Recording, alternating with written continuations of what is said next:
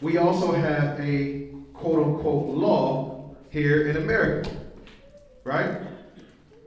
If you break the law here, what are you considered? But do you consider yourself that when you break one of y'all's laws? You say a sinner, but you broke the law. So if you broke the law, what are you? What did you just commit? If you break a law, you have committed a... So if you break Yah's law, you just committed a what? A crime. Yahuwah has the same thing that America does. They have a judicial system, right? You got a judge, you got a jury, you got a set of instructions that we ought to adhere by, and people that help enforce them. If you break one of America's laws, you committed a crime. If you commit several crimes, then they deem you a what? Criminal. It's the same thing with the Most High. He has laws. If you break his law, then you have committed a crime. If you start to commit crime after crime after crime, you are a criminal. It's called being a sinner, right? What's a felony? By definition, it's a crime that consists of breaking a law that proceeds in a year or more that can proceed to a year or more time. Do felonies fall off of your record? No, they don't. They can be. After you're 20, not yet. But it's so much harder, right? The Most High got something that don't fall off your record. What is it? I said the Most High got something that don't fall off your record. Blasphemy of the Ruach. What's the only way that it will fall off your record?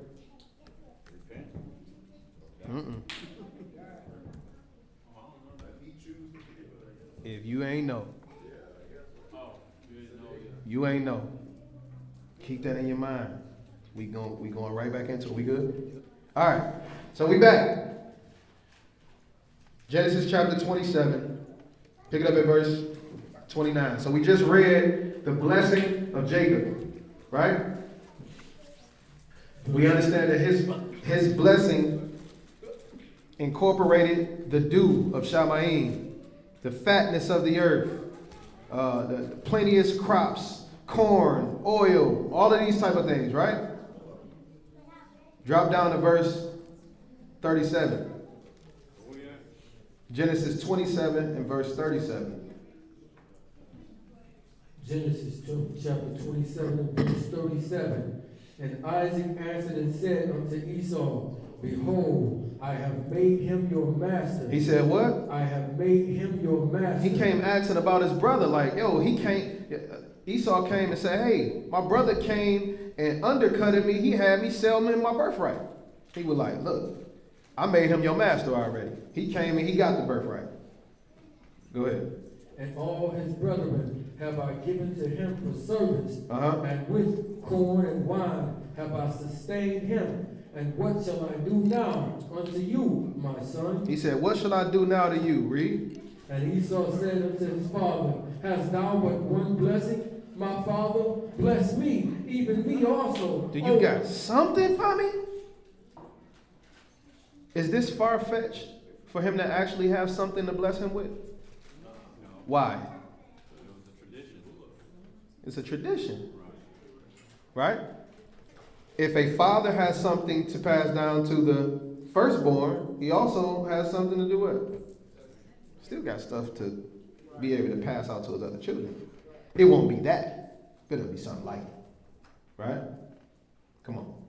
O my father, and Esau lifted up his voice and wept. And Isaac his father answered and said unto him, Behold, your dwelling shall be the fatness of the earth. Stop. What's missing? Mm-mm.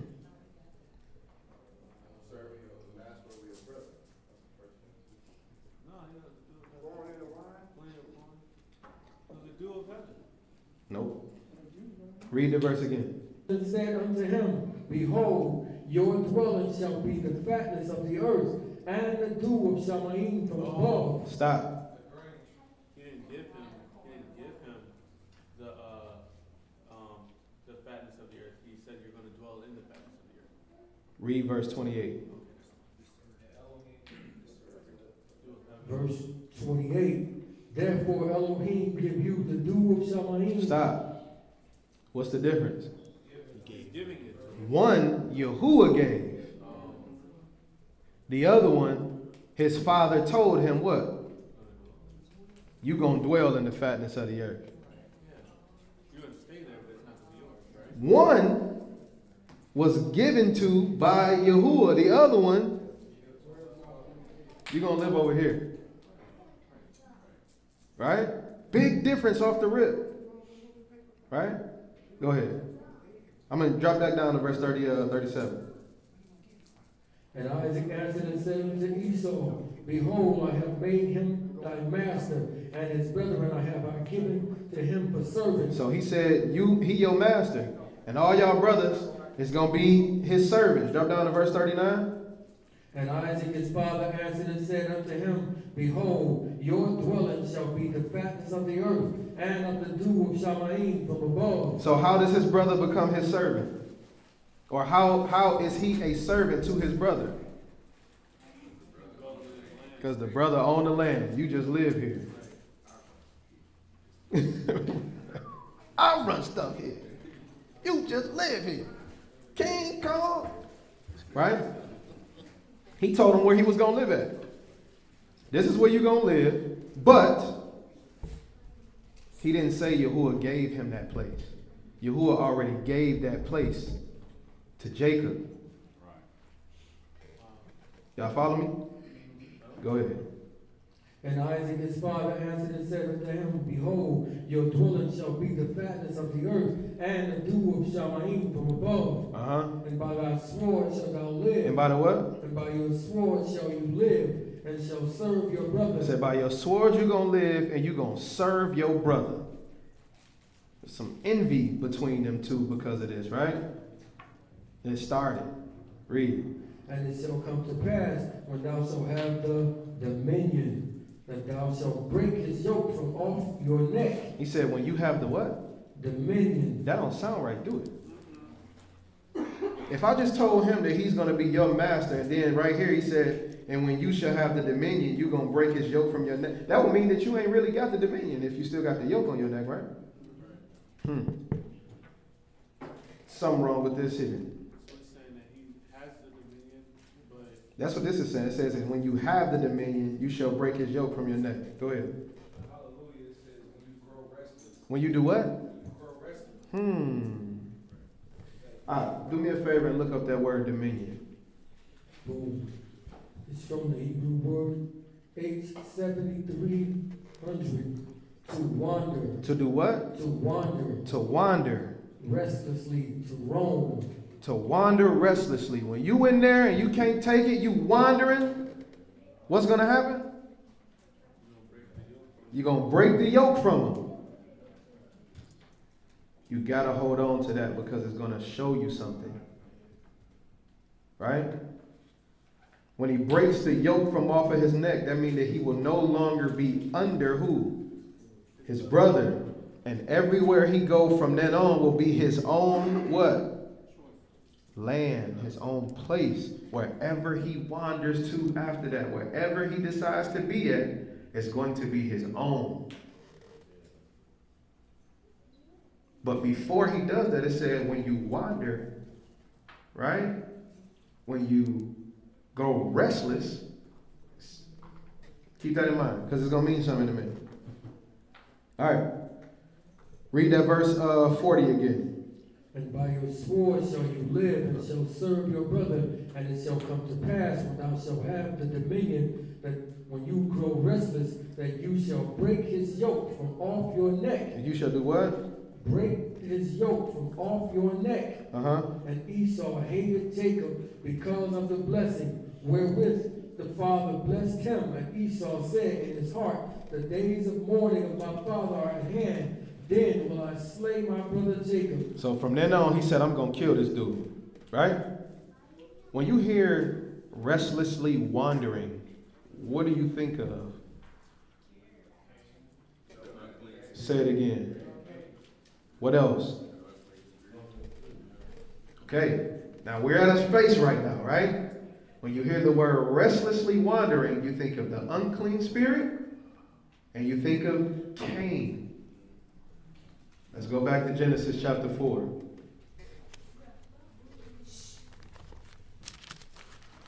Pick it up at verse 1. Genesis 4:1. And Adam knew Eve his wife, and she conceived and bare Cain, and said, I have gotten a man from Yahuwah. And she again bare his brother Abel, and Abel was a keeper of sheep. So who was the firstborn? Cain.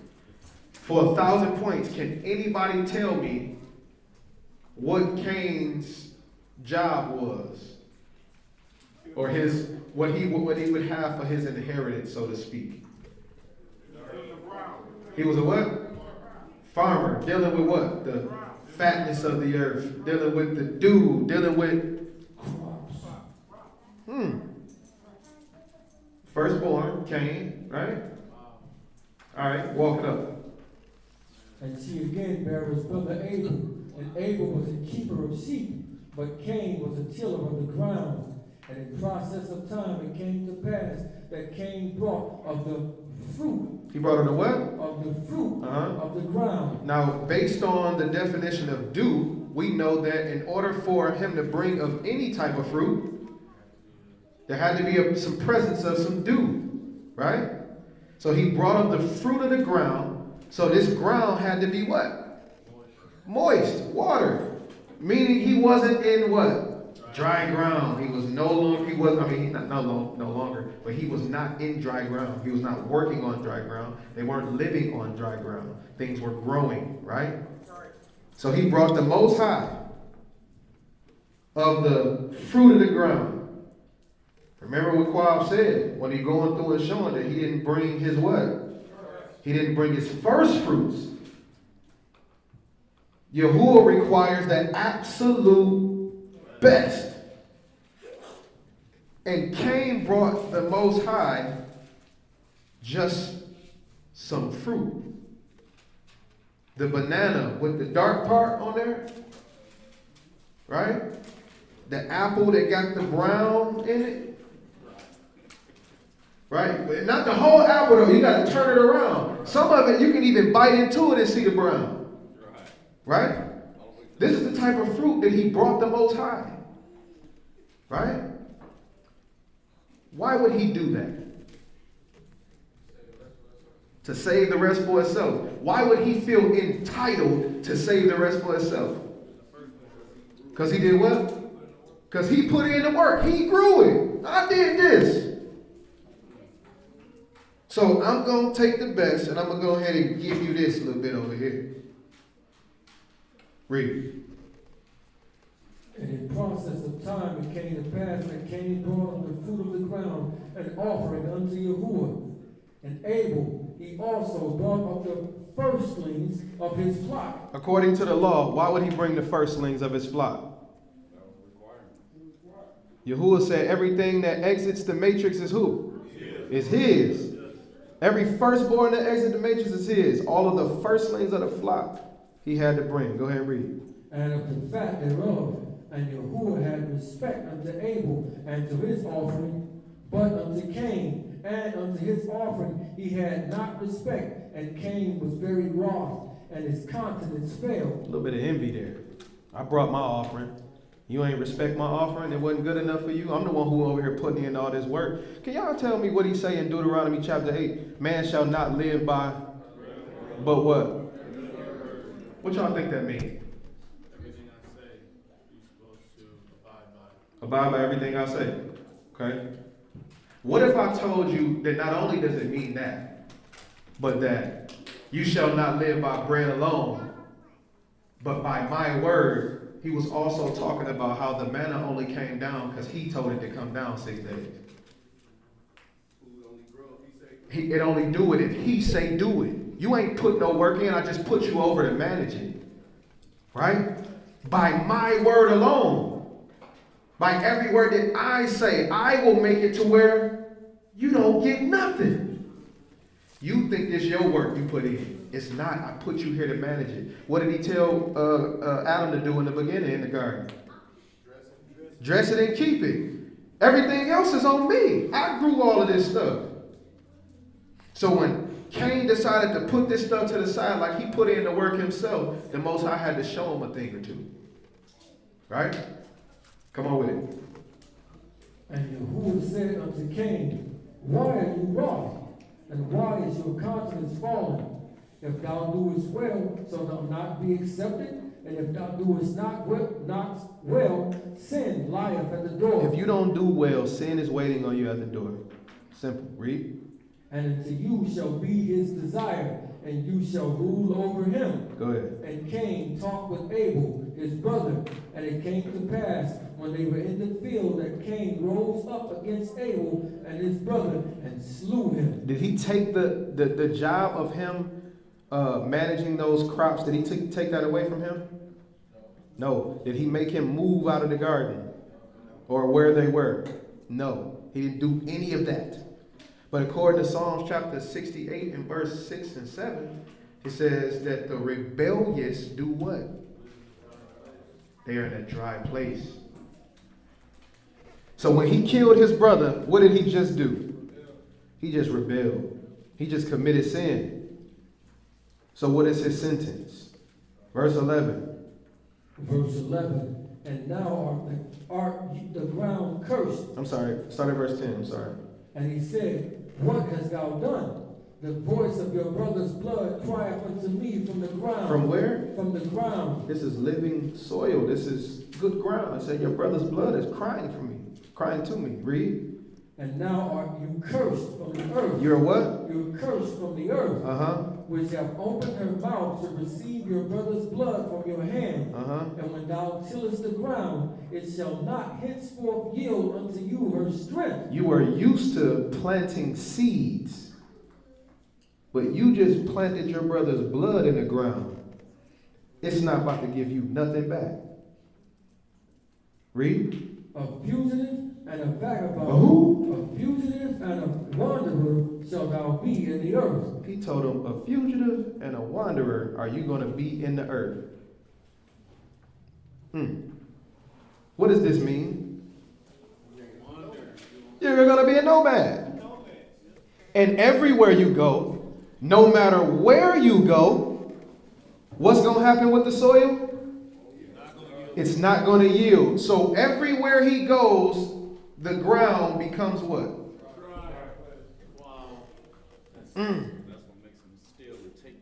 Everywhere he go from now on, it's going to become a dry place. Could you imagine a scene where you got a dude walking and all of this vegetation in front of him, and as he walked, everything is dying while he walking past it?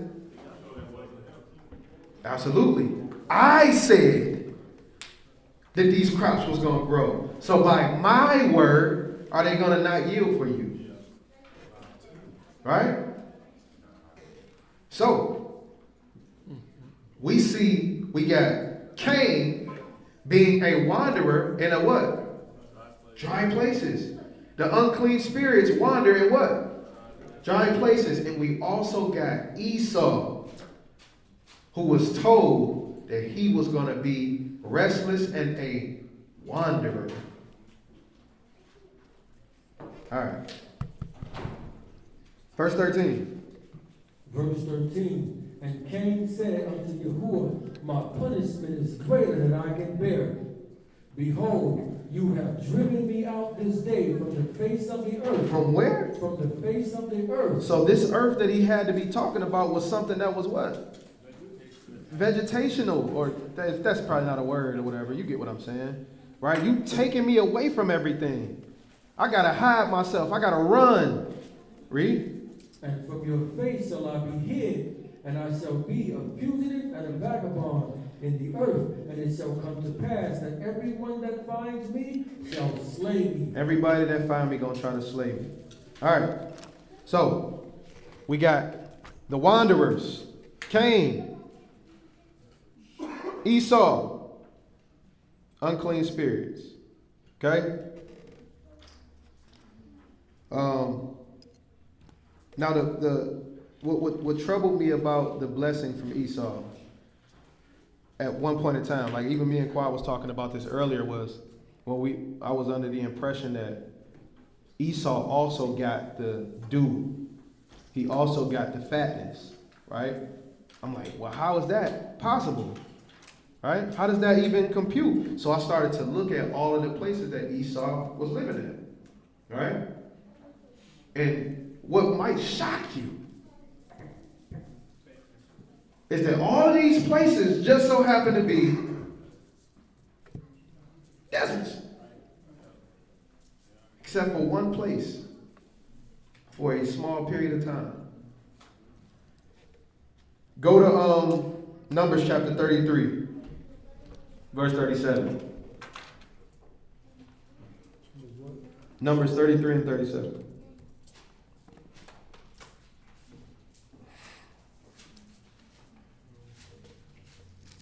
Numbers chapter 33 and verse 37.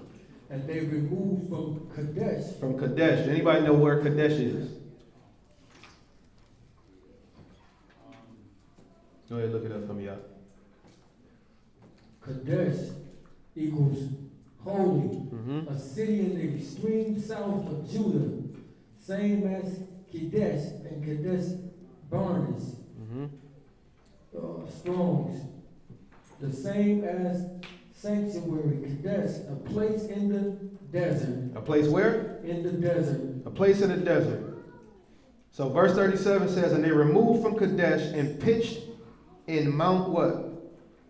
Mount Or. Anybody know where Mount Or is?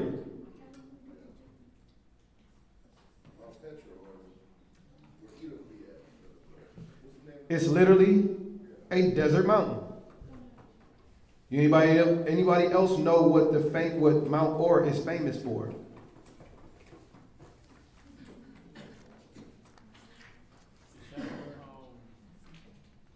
that what his daughter's ran? No? Nope. All right, so it says, and they removed from Kadesh, a place in the desert, and pitched in Mount Or, in the edge of the land of where? Of Edom. All right. Jump over to Numbers 34 and 3. So where you see Edom at is a desert, yeah?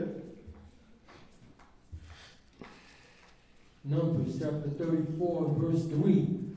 Then your south quarter shall be from the wilderness or desert of Zin. The who? Desert of Zin. Along by the coast of what? Along by the coast of Edom. And your south border shall be the outmost coast of the Salt Sea, eastward. So, again, Edom, the coast of Edom is now being mentioned with what? The wilderness of Zin. What is the wilderness? The desert. All right? We can beat a dead horse. Let's go to another one. Joshua chapter 15 and verse 1.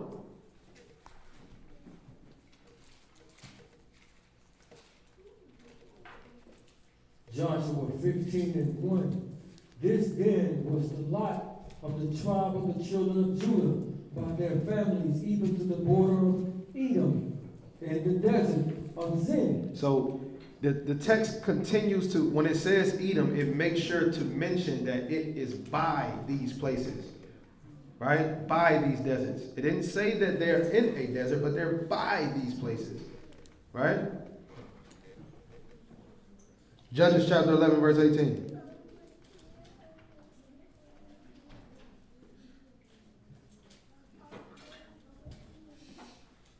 Judges 11 and 18.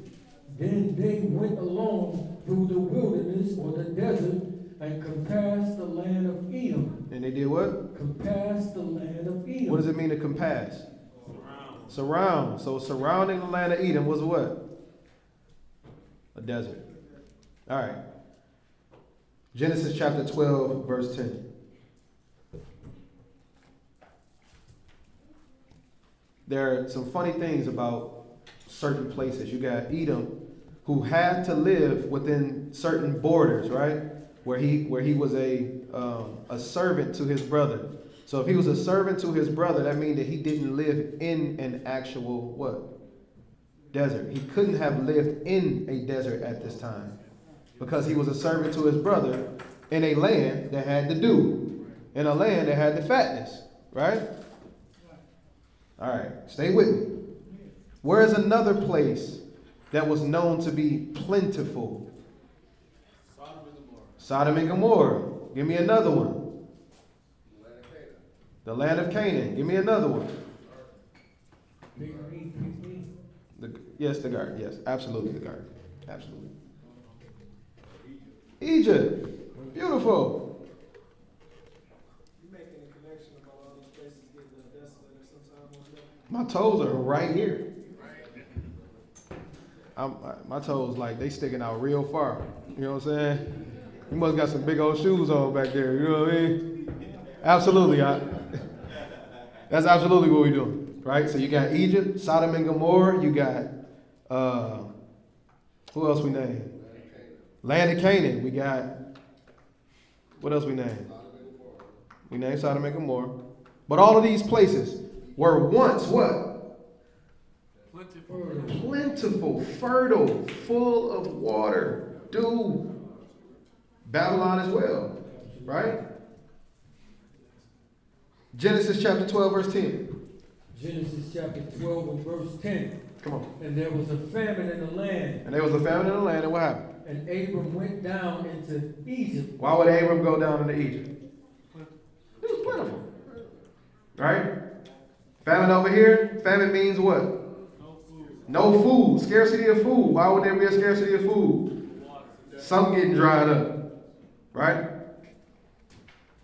Genesis 47:27. Egypt is kind of like a famous place for children of Israel, right?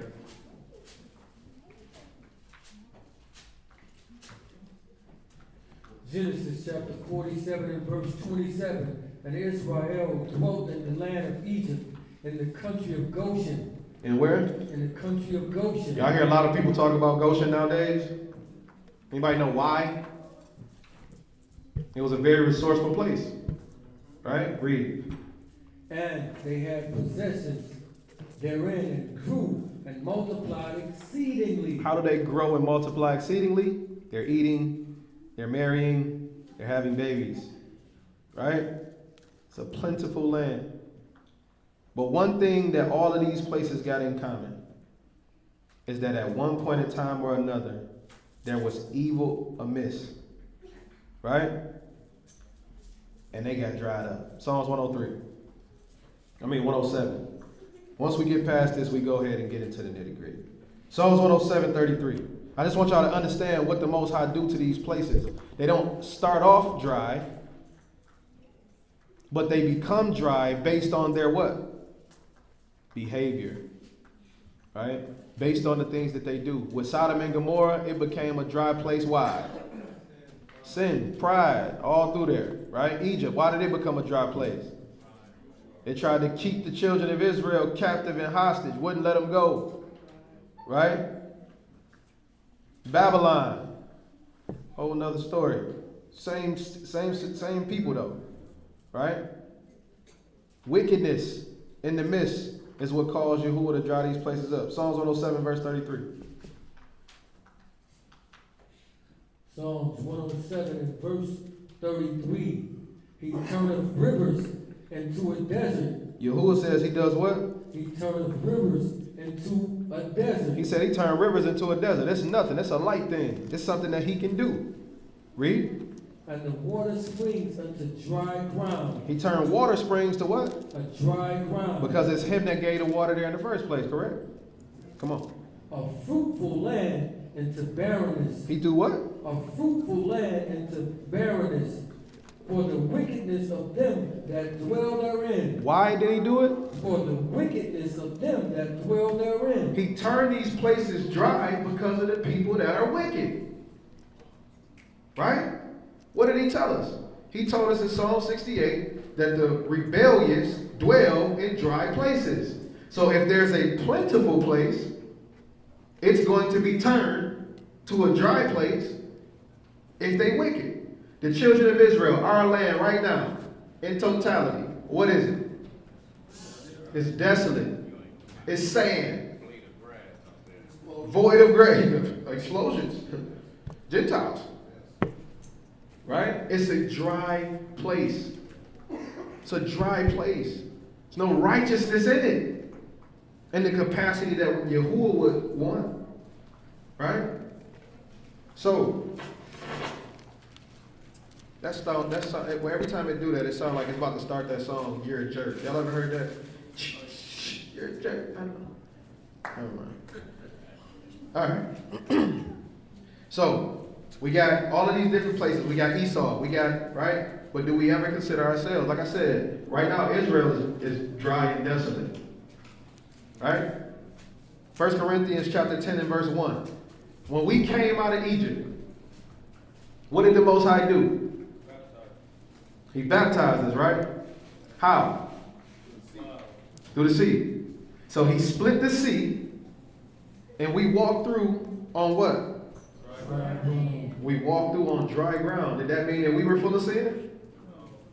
Yeah, it couldn't. Because guess what he had to do while we were in there? He had to immerse us. Get that. 1 Corinthians 10 and 1. 1 Corinthians chapter 10 and 1. Moreover, brethren, I would not that you should be ignorant how that all our fathers were under the cloud and all passed through the sea, and were all immersed unto Moses in the cloud and in the sea. We had to be cleansed. Yes, we were wicked. We didn't know it for real. Right? We didn't have no sense of law about us or anything. We had to be purged. We had to be cleansed. So when we went through that sea, this was a freedom from what? From bondage, from sin. Sin and bondage they go hand in hand. That's what the text say, right? He was freeing us from bondage. Then guess who came behind us? The Egyptians. They don't say they got immersed up, do it. What ended up happening when they got in the water? They got drowned. Why did they get drowned? Because they was unclean spirits. They were wicked. Right? Just showing you the difference here. Get Deuteronomy 8 and 1.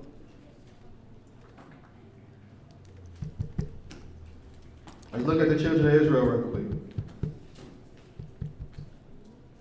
Deuteronomy 8 and 1. All the commandments which I command you this day shall you observe to do, that you may live and multiply and go in and possess the land which Yahuwah sware unto your fathers. And you shall remember all the way which Yahuwah your Elohim led thee these 40 years. You should remember where I led you these 40 years. That's key that he said that. Remember where I led you for 40 years. He didn't say remember that I led you, but remember where I led you these 40 years. Read. In the desert. In where? In the desert. So as soon as we get out of this immersion, 40 days into being free from the Egyptians, what do? Not just start complaining. We build a golden calf. Right? Go directly against what the man told us. So now what do we become? Dry. So now, because you want to be dry, guess where I'm taking you for 40 years? Taking you to a dry place. For 40 years, where you're going to do what? Wander. Aimlessly for 40 years. It don't take that long to get to Jerusalem. But you was wicked. So I had you wandering around for 40 years in this dry place. Because that's where who dwell? The wicked and the rebellious. Right? Go ahead and read.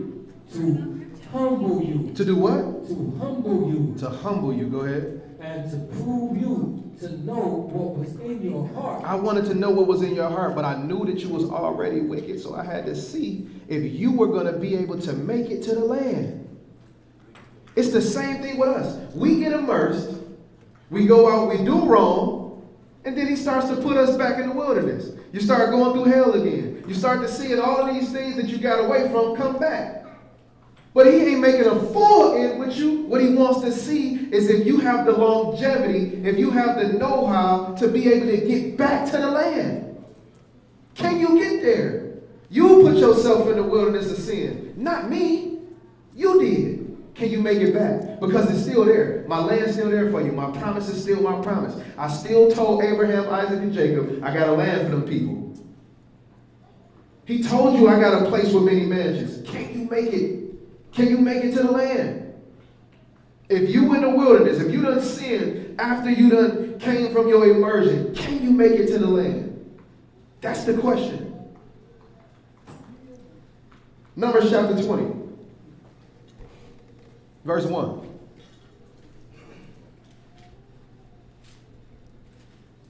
I ain't boring y'all yet, am I? All right. When I start boring y'all let me know. I'll stop. Numbers chapter 20 and verse 1. Come on. Then came the children of Israel, even the whole congregation, into the desert of Zin. Into the what? Into the desert of Zin. So we went into the desert of Zin. We also went into a place called the wilderness of Sin. Right? It's two different places. We went into a place called Kadesh. We went into a place called Or. All of these were deserts. Right? Come on. In the first month, and the people abode in Kadesh, and Miriam died there, and was buried there. And there was no water for the congregation, and they gathered themselves together against Moses and Aaron. All right, now, he said there wasn't no water in this place, right? Now, some people would say, this is a side note, but it goes right into this. In Deuteronomy chapter 8, he says, I suffered you to what? Hunger and thirst. He didn't say hunger and thirst. He said, I suffered you to hunger. Right? So there's an argument that fasting is only what you eat.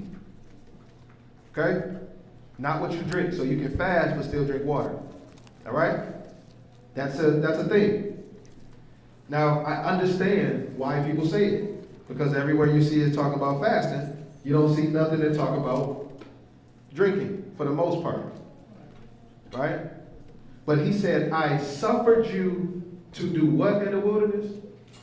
Hunger. But everywhere we went, namely like this, what were we?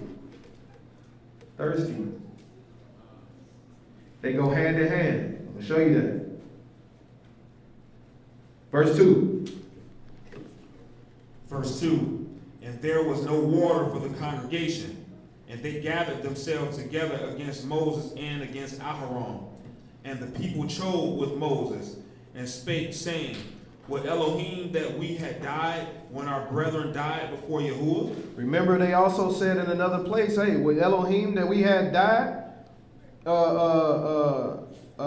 when we was in Egypt? At least we sat by the flesh pots. At least we was over here with this food and that food and this food. It's the same thing right here when he talking about the drink. Right? Go ahead. Verse 4.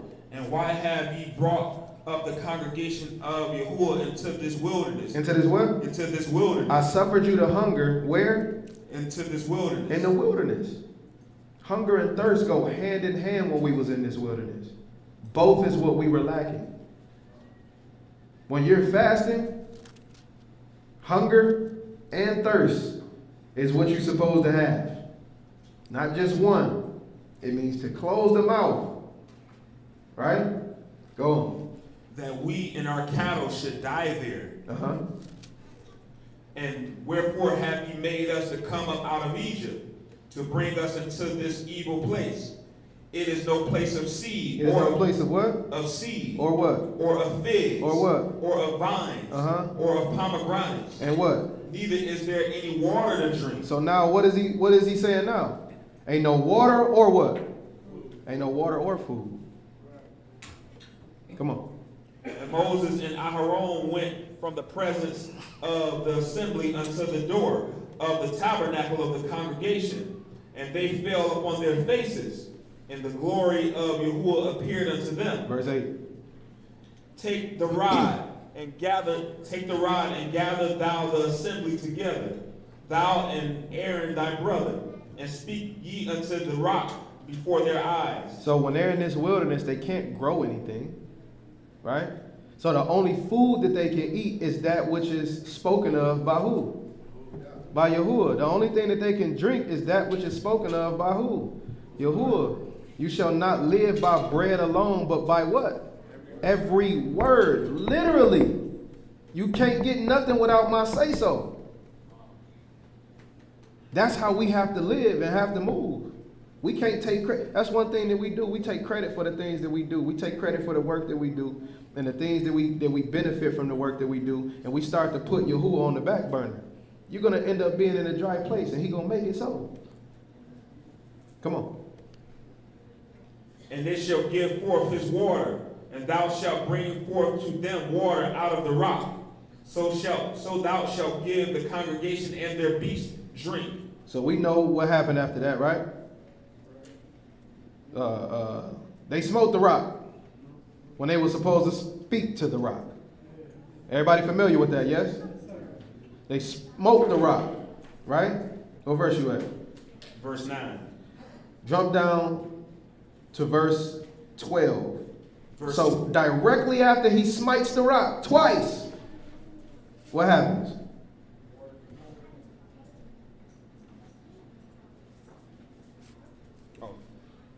And Yahuwah spake unto Moses and Aaron, because ye believe me not, to sanctify me in the eyes of the children of Israel. Therefore ye shall not bring this congregation into the land which I have given them. This is the water of Meribah. This is the what? The water of Meribah. This is the water of Meribah. Now they can't come in. They've been in this wilderness wandering all this time. Now that you done did, you can't come in. Read on. This is the water of Meribah, because the children of Israel strove with Yahuwah, and he was sanctified in them. And Moses sent messengers from Kadesh unto the king of Edom. Thus said your brother Israel, Thou knowest all the travail that hath befallen us. So now what did they do? Who did they turn to? Esau. Esau right here. Send messengers to Esau. Tell him, ask him, can we pass through this land? Now Jacob is actually supposed to be doing what over them? Ruling. But it says, once you have wandered restlessly, what's going to happen? You're going to break their yoke. Come on. Verse 15. How our fathers went down into Egypt, and we have dwelt in Egypt a long time. And the Egyptians vexed us, and our fathers. And when we cried unto Yahuwah, he heard our voice. Verse 17. Verse 17. Let us pass, I pray thee, through your country. We will not pass through the fields or through the vineyards, neither will we drink of the water of the wells. So right now, they got water wells, right? But who's supposed to own this? Jacob. He said, we ain't going to do nothing with your water wells. What else? Or through the vineyards. Or through the what? Or through the vineyards. What's a vineyard? Wine. That means they got crops growing, yeah? We ain't going to touch none of y'all stuff. Just let us pass on through. Come on. Neither will we drink of the water of the wells. Why do you got to mention this stuff like this? Unless he want us to know something. Come on. We will go by the king's highway. We will not turn to the right hand nor to the left until we have passed your borders. And Edom said unto him, Thou shalt not pass by me. He said what? Thou shalt not pass by me. You ain't coming in here. You ain't coming through our land. What did Esau just do? He broke the yoke. We ain't under you no more, Pimp Juice. Y'all ain't coming through here. Come on through here and see what happened. Right? But what also did he do?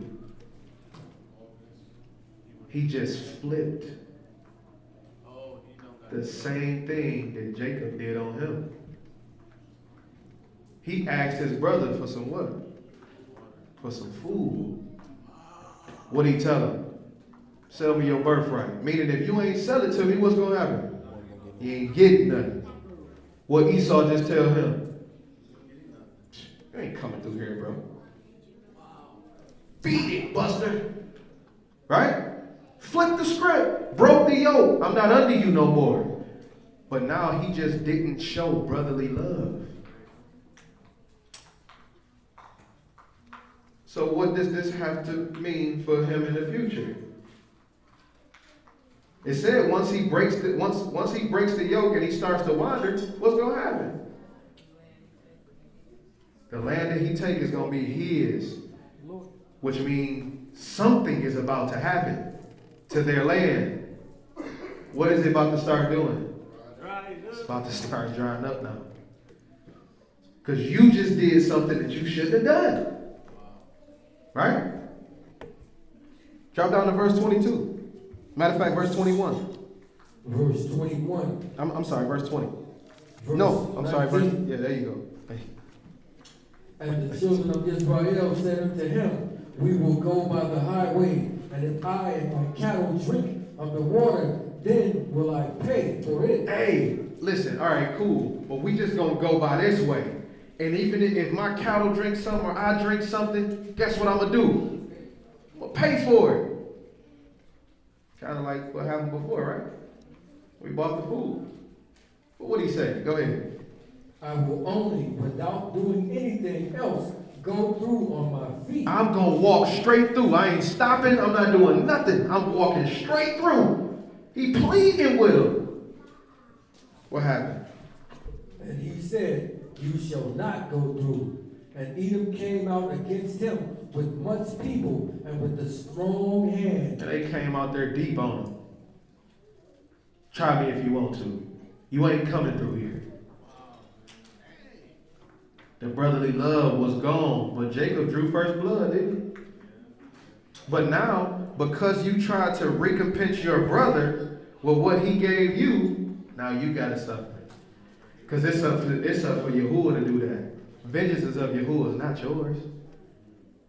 If you remember, your father spared Jacob when he saw him, gave him a hug, loved on him. But as the children, you like, man, daddy was trapping. Gonna make friends with his brother who done took everything from us. Man, I ain't coming through here. Now something got to happen to him. Verse 22. Go ahead. Thus Edom refused. They did what? Edom refused to give Israel passage through his borders. Through whose borders? Through his borders. It's now his borders. I own this. Read on. Wherefore Israel turned away from him. Come on. And the children of Israel, even the whole congregation, journeyed from Kodesh. From Kadesh, which was a place in the desert, to where? And came unto Hor, Mount Hor. So they went from one desert to another desert. No relief in between. Could you imagine how much thirst is going on? How hungry you are. Hey, y'all, stop throwing them paper planes back and forth, man.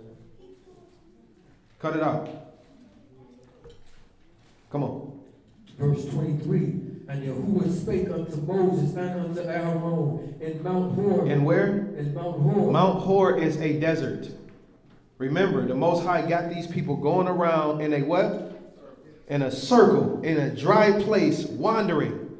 So now he speaks to Moses and Aaron in Mount Hor. If you look up Mount Hor, it's a completely dry, deserted place. Nothing grows there. Go ahead. By the coast of the land of Edom, saying, Aaron shall be gathered unto his people, but he shall not enter into the land which I have given unto the children of Israel, because ye rebelled. Because he did what? Rebelled against my word. Who lives in the dry place? Because he rebelled against me. And what? And my word at the water of Meribah. Do what? Take Aaron and Eleazar his son, and bring them up unto Mount Hor, and strip Aaron of his garments, and put them upon Eleazar the son, and Aaron shall be gathered unto his people, and shall die there. You're going to die in the top of the mountain in the sight of all your people. In the desert. Because you rebelled against me. Is this what we want for our life? Absolutely not. Verse 25. I'm sorry. What verse was you at? 27. Go ahead and read. And Moses did as Yahuwah commanded, and they went up into Mount Hor in the sight of all the congregation. And Moses stripped Aaron of his garments and put them upon Eleazar his son. And Aaron died there in the top of the mount. And Moses and Eleazar came down from the mount. And when all the congregation saw that Aaron was dead, they mourned for Aaron 30 days, even all the house of Israel. Deuteronomy chapter 8. Go ahead. Go ahead. Okay, quick question. Yeah. Now, if Moses put Aaron to death, right? No. So he didn't put him to death, he just died on his own? Yahuwah killed him. Y'all didn't take my breath. He took his breath from him. Okay, but I'm saying, so in that way, so if he does it, then do he get a resurrection? I'm saying if he's killed or we just remove the breath from him, he just died. Hey, that would literally be up to Yahuwah. Same thing with Moses. So Well, we know that Moses was going to get a resurrection because he allowed him to see his esteem. Remember when Mashiach was on the mount? yeah. And who was there with him? Elijah and Moses. So we know Moses got in, right? But we don't know about Aaron. Can't really speak on it. You know what I'm saying? That's up to Yahuwah. But this is a strict warning. This is like, okay, so this was, Aaron did something to rebel, and he was put in front of the congregation because of it. To do what? To make everybody else fear. That's what it says in the text. It says, if an elder offend, blase, put him on blast in front of the congregation, that all else may do what? May fear. This was the reason why he did it to Aaron. Aaron, you rebelled against me at these waters. Go up here on the top of the mountain so all the people can see you and see me take the breath away from you. Is he going to make it? I'm not sure. Is anybody that was in that didn't make it into the land outside of Moses, are they going to make it? Who knows? That's between them and Yahuwah. Right? But this is more of a wake-up call for us. Right? For us to make sure we get it. This Aaron, this is the priest of all priests. This is the guy next to the guy. This is the mouthpiece of Moses. This is the guy who was with him doing the miracles. And he died in front of the sight of the people because he rebelled against the Most High. Wow. Had the nerve to do it while they were in the wilderness. After already making the golden calf. Right. At this particular time, Aaron is a criminal. He committed a crime with making the golden calf. He committed another crime by talking against his brother. Committed another crime with dealing with what he did at the waters of Meribah. He became a criminal. So Yahuwah dealt with him. It ain't like he ain't give him chances, though. Everybody out there had chances to change. I thought Miriam was the main one talking against Moses. They both were. But he had mercy on whom he had mercy on. Compassion on who he had compassion on. At that particular time, Miriam probably had a little bit more to say. But they was talking about him together. Shouldn't have said a word. Come on. Where I got you at? Deuteronomy 8 and Deuteronomy 8, pick it back up at verse 2. Deuteronomy 8 and 2. And you shall remember all the ways. All the what? All the way which Yahuwah Elohim led thee these 40 years in the wilderness to humble you and to prove you and to know what was in your heart, whether you wouldest keep his commandments or no. And what did he do? And he humbled you and suffered you to hunger and fed you with manna, which thou knewest not, neither did thy fathers know, that he might make thee know that man do not live by bread only, but by every word that proceeds out of the mouth of Yahuwah. Do we get it? We get an understanding of that now, right? We really understand what he meant at that particular time, right? All right, come on. Of Yahuwah do man live. Thy raiment waxed not old upon you, neither did your foot swell these 40 years. You shall also consider in your heart that as a man chastiseth his son, so Yahuwah your Elohim chastise you. He's trying to get you to go into the land. He wants you to go there, but he still got to spank your butt. Right? Come on. Therefore shall you keep the commandments of Yahuwah your Elohim, to walk in his ways and to fear him. So he left you in the desert for 40 years in order for you to understand and appreciate where he about to take you. Come on with it. For Yahuwah your Elohim bringeth you into a good land. Into a what land? Into a good land. Come on. Of brooks of water. The first thing he mentions is what? A land of brooks of water. Why he mentioned that first? Where you been at for 40 years? You've been in the desert, in a dry place. I'm bringing you to brooks of water. What else? And fountains of depth that spring out of the valleys and hills, and a land of wheat, and of barley, and of vines, and of fig trees, and of pomegranates, a land of oil, olive, and honey, a land wherein thou shalt eat bread without scarceness, thou shalt not lack anything in it, a land whose stones are iron, and out of whose hills thou mayest dig grass. That's good. That's good. So the land that he's bringing you into is not a desert at all. It's no different than us right now, y'all. It's no different. We talk about Babylon, Babylon, Babylon. Everybody wants to flee Babylon. Everybody say Babylon is America. You want to flee Babylon. Listen, if you're committing sin, you are becoming a dry place. You are in Babylon, brother. Don't care where you go. You can be across the sea. You can be in a place that ain't got no government that's tied to America, living your best life of sin. And guess where you still at? You still in Babylon. You still in that dry place. He lacked brotherly love. Esau lacked brotherly love. We're going to get to that. Because in the end, what's going to happen? The people that are not a part of Philadelphia are the people who what? They're going to go through the tribulation. The people that are in the tribulation won't be fed and nourished. Right? Which means that they over there in a what type of place? All right. Pick me up at Genesis chapter 11, verse 1. Before it was called Babylon, do anybody know the name of the place? Shinar. Bow, bow, bow. 1,000 points to that. It was called Shinar. Genesis chapter 11 and verse 1. And the whole earth was of one language and of one speech. And it came to pass as they journeyed from the east. As they journeyed from where? From the east. They left from the east together to go where? That they found a plain. A what? A plain. Of what? In the land of Shinar. Now, why would they go and settle in a certain place? Because it was plentiful. What does the word Shinar mean? A what? A place or a country of two rivers. What is this showing you?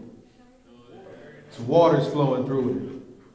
That's where they came and they settled at. This is what Babylon was before this. Give me Isaiah chapter 21 and verse 1.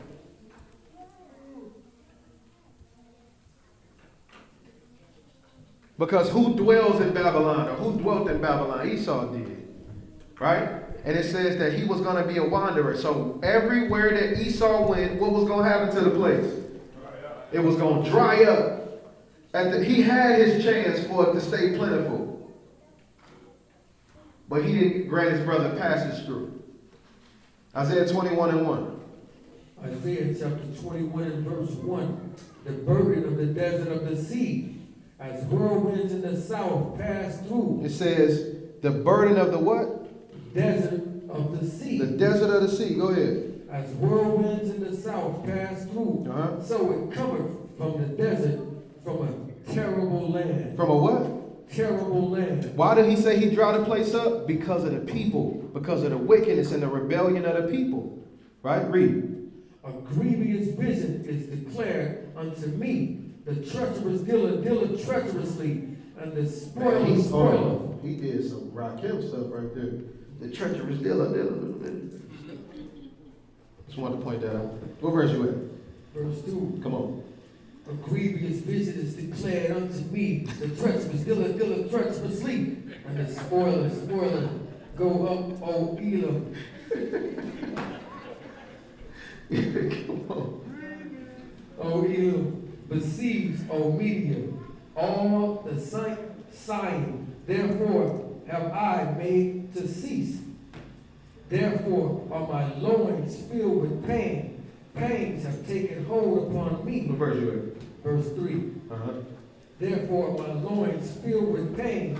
Pains have taken hold of me as the pains of a woman that travaileth. I was bowed down at the hearing of it. I was dismayed at the seeing of it. My heart panted.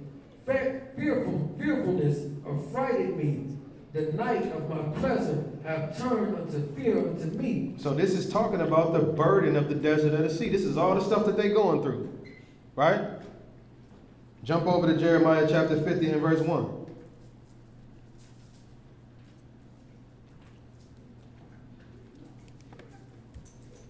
If you keep on reading down in Isaiah 21, verse 11, it says, I didn't want to read all that, but it says the burden of Dumah, right? The burden upon Arabia. We know that these people or these lands go hand in hand with who? With Esau, right? Jeremiah chapter 50 and verse 1.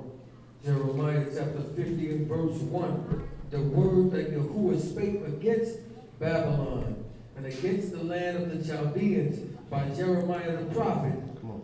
Declare ye among the nations, and publish and set up a standard, publish and conceal not. Say, Babylon is taken, Baal is confounded, Merodach is broken in pieces. Her idols were all confounded, her images are broken in pieces. For out of the north there cometh up a nation against her, which shall make her land desolate. Let's go make her land do what? Make her land desolate. What's desolate? Empty, dry. Read. And none shall dwell therein. They shall remove, they shall depart, both man and beast. In those days and in that time, saith Yahuwah, the children of Israel shall come, they and the children of Judah together, going and weeping. They shall go and seek Yahuwah the Elohim. Jeremiah 51.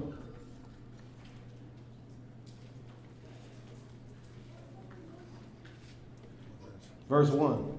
Jeremiah 51 and verse 1. Thus saith Yahuwah, behold, I will raise up against Babylon and against them that dwell in the midst of them that rise up against me a destroying wind. A who? A destroying wind. Drop down to verse 43.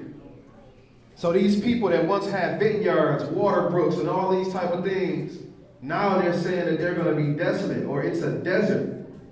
Why? Because of the wickedness of the people. Verse 43. Her cities are a desolation. Her cities are what? Desolation. And a what? A dry land. A who? A dry land. Look at what you did, Esau. Everywhere you go, it turned dry. A dry land and a what? And a desert. A land wherein no man dwelleth. With no man what? Dwelleth. Why can't no man dwell there? Ain't no food and water. Read. Neither do any son of man pass thereby. You tried to stop people from passing by before. Now ain't nobody passing through. Read. And I will punish Baal in Babylon, and I will bring forth out of his mouth that which he hath swallowed up, and nations shall not flow together any more unto him. Yeah, Yea, what? The wall of Babylon shall fall. Shall what? Shall fall. Keep that in your mind. The wall of Babylon gonna fall. Right? America gonna fall. No, we're not talking about America. The wall of Babylon is going to fall. Understand this. But before it fell, before it falls, it said that it was going to be a what type of place? Dry place. Isaiah chapter 47 and verse 1. At one point in time, this place was called the place of two rivers. At one point in time, it was inhabited and it had vineyards and brooks and waters and all that. But because of the wickedness of the people, the Most High had to do what to it? Dried up. Isaiah 47 and 1. Isaiah 47 and 1. Come down and sit in the dust. Sit in the what? Sit in the dust. Sit in the dust. Sit in the sand. Oh what? O virgin daughter of Babylon. Oh virgin daughter of who? Babylon. Oh virgin daughter of Babylon. Read. Sit on the ground. There is no throne O daughter of the Chaldeans, and thou shalt no more be called tender and delicate. Take the millstone and grind meal, uncover the locks, make bare the legs, uncover the thigh, pass over the rivers. Your nakedness shall be uncovered, yea, your shame shall be seen. So he told the daughter of Babylon, you was going to sit in the dust. Right? It's no coincidence here. Remember we said in the beginning that we was born from the what of the earth? Dust of the earth, that dry land, right? Look at this. Jeremiah chapter 2, pick it up at verse 19. This ain't no different than the children of Israel. The children of Israel did the same exact thing. We were just as wicked. Right? Jeremiah 2 and 19. Jeremiah chapter 2 and verse 19. Your own wickedness shall correct you, and the backsliding shall reprove you. Now know, therefore, and see that it is an evil thing and bitter that thou hast forsaken Yahuwah, your Elohim, that my fear is not in you. That what? My fear is not in you, saith Yahuwah Elohim of hosts. For of old times have I broken your yoke. I done took you through so much stuff. I done got you out of so much stuff. I done broke your yoke. I done got you free so many times. Read. For of old time I have broken your yoke and burst your bands, and thou saidest, I will not transgress. You told me after I broke your bands that you wasn't going to sin no more. Don't that sound familiar? When we go and get immersed, when we come into this walk, what we tell them? I ain't going to do this no more. I'm not going to transgress no more. I'm not going to sin no more. I'm not going to... Don't we do that? Come on with it. Read. When upon every high hill and under every green tree. You do what? Y'all wanderers playing the harlot. Now, under every green tree, you doing what? You wandering. And you playing the harlot. You told me a lie. You told me you weren't going to do this no more. Now you're going to play the harlot everywhere. Come on. Yet I have planted you a noble vine. I did what? Planted you a noble vine. I told y'all we was plants before, right? He said, I planted you a noble vine. Everything that I put in that ground, I expected for it to grow a certain type of way. Come on. Holy and right seed. How then are you turned into the degenerate plant of a strange vine of a unto who? me? Of a strange vine unto me. Of a strange vine. Keep that. Go ahead. For though thou wash thee with niter and take thee much soap, yet thine iniquity is marked before me. You trying to clean it off, ain't you? You trying to clean that iniquity up off you, ain't you? You got a whole bunch of soap. You got Dove. You got urine soap. You got all type of soap around. You trying to just get it off you. You got that new cheesecake. You got the lemon squeezy. You got all that stuff, don't you? Lemon squeeze. You can't get it off though. You still dirty. You still dirty. Go and get that body wash, that special one. You know what I'm saying? That black soap body wash. Go ahead and get it. It's supposed to dry your skin out. All the impurities. I still see it. We try to clean ourselves up, not knowing that it's him, the one who got to okay us to be clean. Read. For though thou wash thee with niter and take thee much soap, yet thine iniquity is marked. Is what? Marked. It's what? Marked. Your iniquity is marked. Go ahead. Before me, saith the Master Elohim, how canst thou say, I am not polluted, I have not gone after Belial? You will be a liar. You will be a flat out liar if you say you didn't do that. Would this not make the children of Israel wicked? Would these lists of things make the children of Israel rebellious and worthy of being in a dry place? Ezekiel 37:1. Ezekiel 37:1. Let's see. Y'all still with me? All right. Ezekiel 37:1. Come on. The hand of Yahuwah was upon me and carried me into the ruach of Yahuwah and set me down in the midst of the valley, which was full of bones. It was full of what? Bones. It was in a valley and it was full of bones. Go ahead. And caused me to pass by them round about, and behold, there was very many in the open valley, and lo, they were very dry. So now these bones in this valley is very what? Dry. Very dry bones. So when I ask you, was you a dry bone? I'm asking you, are you one of them people that tell Yahuwah that you're not going to transgress, but then you do it anyway? Are you one of them people that go to the Most High and pray for forgiveness and say, Father, I'm not going to do this no more, and then you go out and do the same thing you just said you ain't going to do?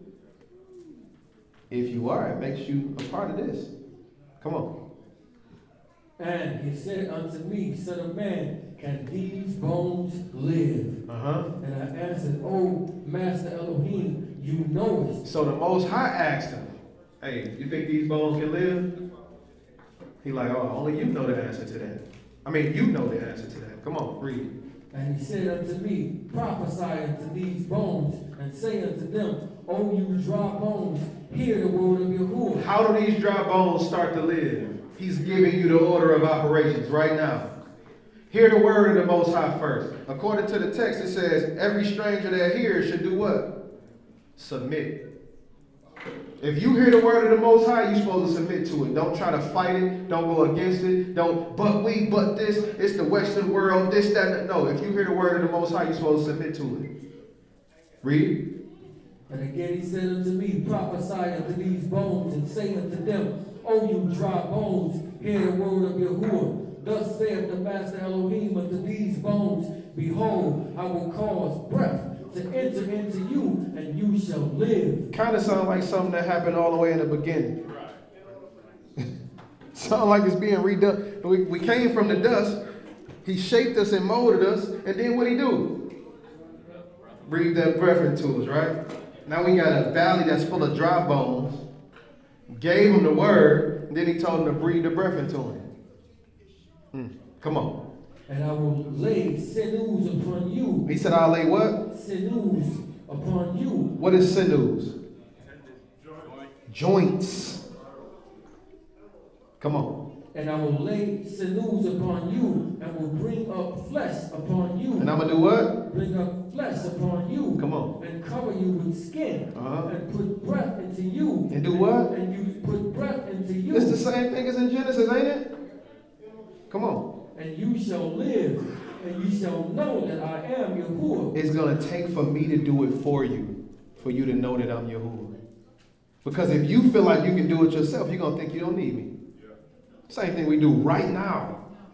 Right now we do it. I'm going to go and get baptized. I'm going to get up out the water. I ain't renewed my mind. I ain't changed my mind. I ain't did nothing. I just wanted to make sure that I can get into heaven. I just wanted to make sure that I can get this sin off me that was on me before. I ain't visited him about nothing. I ain't asked him about nothing. I ain't said, can you take this stuff away from me? None of that. I'm doing it on my own now. You're going to die in a dry place. Come on. So I prophesied as I was commanded, and I prophesied there was a noise, and behold, a shaking, and the bones came together, bone to his bone. And when I beheld, lo, the sinews and the flesh came up upon them, and the skin covered them above, but there was no breath in them. Then said he unto me, prophesy unto the wind, prophesy, son of man, and say to the wind, thus saith Yahuwah Elohim, come from the four winds, O breath, and breathe upon these slain, that they may live. That they may do what? That they may live. Verse 10. So I prophesied as I commanded, as he commanded me, and the breath came unto them, and they lived and stood upon their feet, an exceeding great army. Come on. Then he said unto me, Son of man, these bones are the whole house of Israel. These are the what? Whole house of Israel. This is the whole house of Israel. One thing happened. The whole house of Israel started to live. Come on. Behold, they are our bones. They are our what? They say, our bones are dry, and our hope is lost. All I hear is Dean's voice. Yeah, exactly. Come on. We are cut off from our parts. Therefore prophesy and say unto them, thus saith Elohim, Yahuwah Elohim, behold, all my people, I will open your grave. I will do what? Open your grave. I'm going to make you pass from death to what? To life. When I make you get this breath back in you. But this breath, see, the first breath was just breath. This breath that you're going to get in you this time is what? It's the Ruach. Give me Isaiah chapter 53 and verse 1.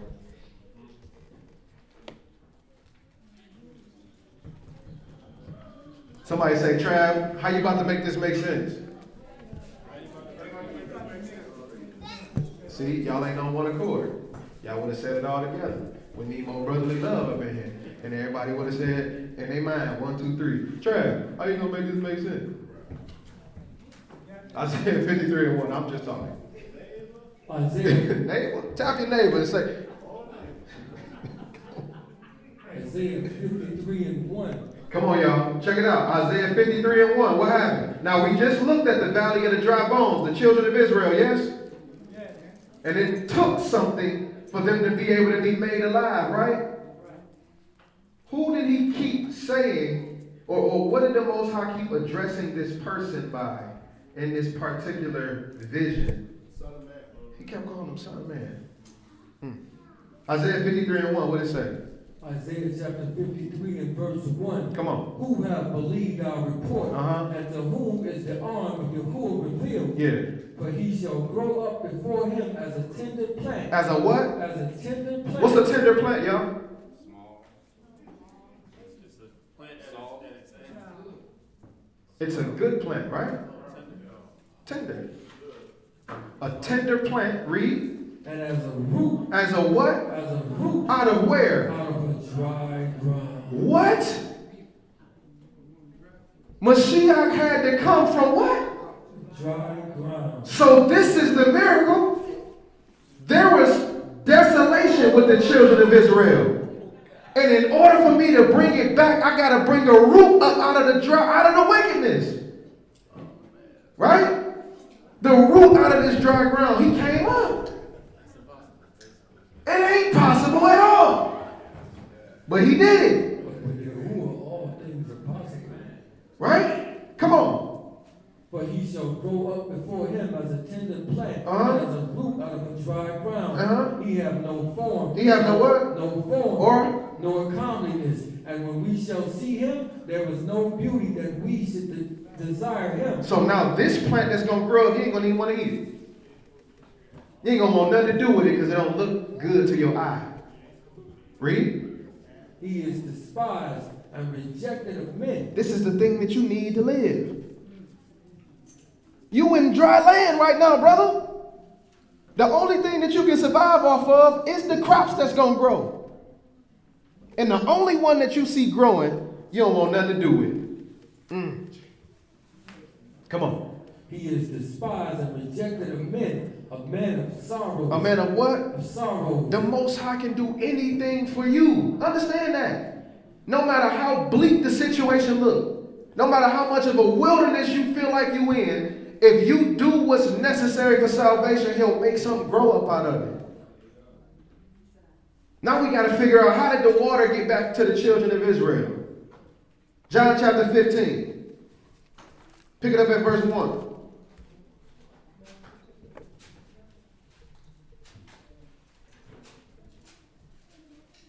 John chapter 15 and verse 1. I am the true vine. I am the what? I am the true vine. And my Father is the husbandman. My Father put me in this ground. It said that in, I think that's Hebrews 7, it's evident that Mashiach sprang out of Judah. Right? We know that Judah was a wicked people at a point in time. They was rebellious, which means they was dry. But he sprang out of there anyway. Right? He said, I'm the vine. Read. Every branch in me that beareth not fruit. That do what? That beareth not fruit. What happened? He taketh away.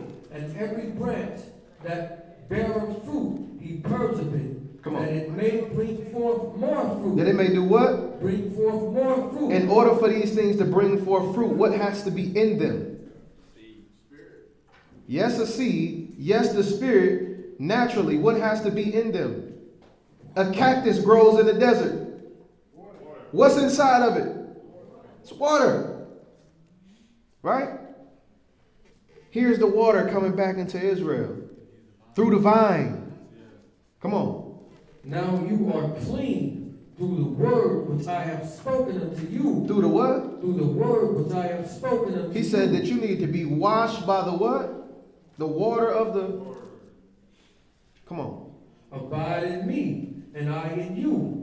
As the branch cannot bear fruit of itself, except it abide in the vine, no more can you, except you abide in me. You can't grow nothing else outside of me. Come on. I am the vine, you are the branches. He that abideth in me, and I in him, the same bringeth forth much fruit. Bringing forth what? Much fruit. Much fruit. Read. For without me, you can do nothing. For without me, you can't do anything. How do you expect to grow anything from dry ground? The only thing you can do is tap into the plant that you see growing. Come on. If a man abide not in me. If he do what? If a man abide not in me. What happened? He is cast forth as a branch and is withered. Now, he said he's cast forth as a branch and is withered. Come on, read. And that men gather them and cast them into the fire, and they are burned. If you hold on, if you have anybody that know about making a fire, like Kwabi talking about, if you have a plant that has a bunch of water in it, is it going to burn? No. Takes a long time. So if he casts you off of him, you lose your water supply. Right. So then you'll start to wither. Once you are withered, you can be grabbed, picked up, and what? Burned. And it's going to happen. If you don't become a place of water and not a dry place. When there's no brotherly love in here, you might as well be thinking about dry. When you're sinning, whether known or unknown, you might as well think about dry. When you're not trying to find this man in the morning to be able to help you with not sinning, you might as well think about dry. The only thing that's going to happen with dry at the end is fire. He's not drowning the world no more. Right? Before, he said there was wickedness continually on the earth. Right? Which made, and then he said at that time, because we talking about the time of Noah, yeah? At that time, what hadn't happened? It ain't had no rain. It was just dry, and it was wicked. Then what happened after that? What happened to the wickedness on the earth? What did he do to it? He flooded it, because that's the way that he was going to get rid of the unclean spirits. Mashiach took the devils out of the man, right? And those demons or those unclean spirits said, don't cast us where? Don't put us in the water. Why? They can't live in there. What did they say? Take us and put us in them pigs over there. And then put the pigs in the water. Because at least if we're inside of a vessel, the vessel will die and we won't. That's what unclean spirits do to you. They dwell inside of you to destroy your body. They in there until it's time to move to the next host. That's it. Do you want to be a dry place or no? You choose. Give me Matthew chapter 7. We're going to close out in a second. I promise this time. Pick me up at verse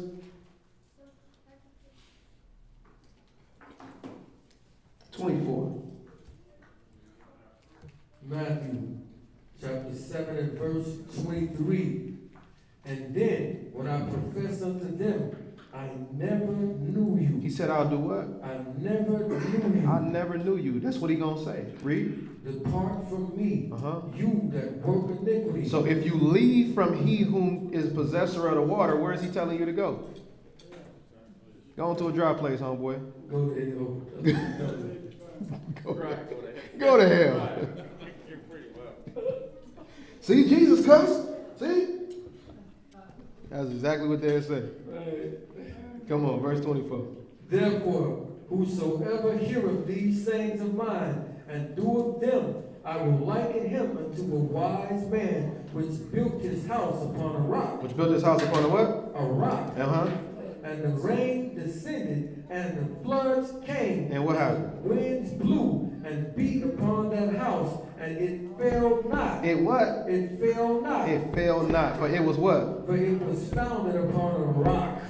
Verse 26. And every one that heareth these sayings of mine, and doeth them not, shall be likened unto a foolish man. So if you hear my sayings and you don't listen to them, you're going to be a foolish man which builds his house on what? Which build his house upon sand. What would sand be? It'd be dry. It'd be kind of dry. Kind of like the desert. So if you build your house in the desert, you're a fool. Right? That would only make sense, right? Now, the Most High dried up Egypt. He dried up Babylon, Sodom and Gomorrah, right? In Sodom and Gomorrah, what do you see over there? What's in Sodom and Gomorrah? Nothing. Ain't nobody stupid enough to go over there and try to build something. In Babylon, what have they done? Not tried. They built cities. One of the most beautiful cities in the world is called what? Dubai. In the middle of what? In the middle of the desert. They created their own water. They created their own city. Something about a city. Who was the first person? Cain was the first person to do this. Okay. They created their own city. They created their own waters. Right? Rebellious. Y'all don't think this place is about to have some trouble? Let's think closer to you. There's a place called Las Vegas, Nevada. Anybody been out there? It's a big what? Desert. But they built the what there? City. And what did they call that city? City. Ooh. Y'all think this is a coincidence or no? Let's go a step further into Las Vegas, this desert that they built this Sin City on. What are the major places in that place? Strip. The Strip. Can you tell me one of the things that you see on the Strip?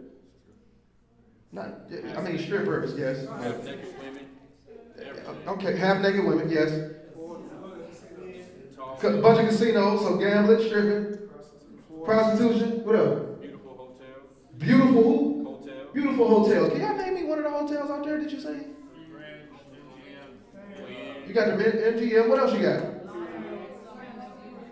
The who? Caesar's Palace? Would that be an enemy of the children of Israel? What else is out there? He had like the Sphinx. You got the Sphinx out there.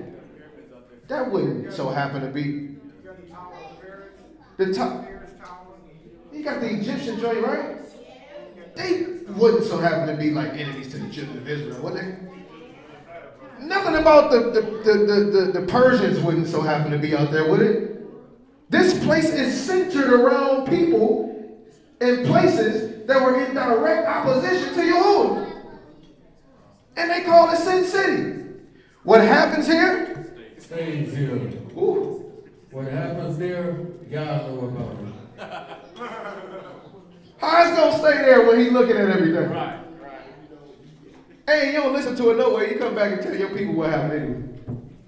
But we got places that are complete deserts that these people have boldly built cities upon. And flaunting it like it ain't nothing. What about you?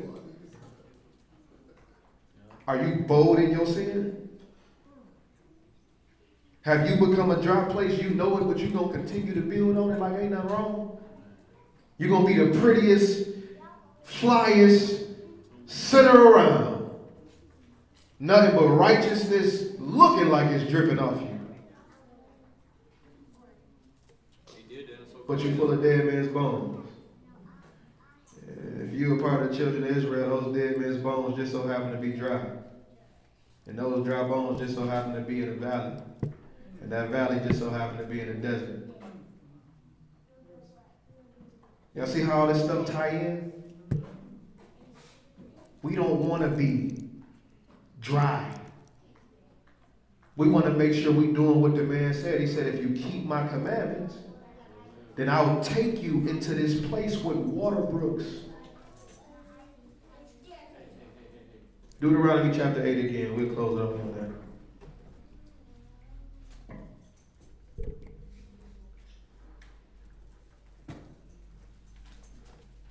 Pick it up at verse 6.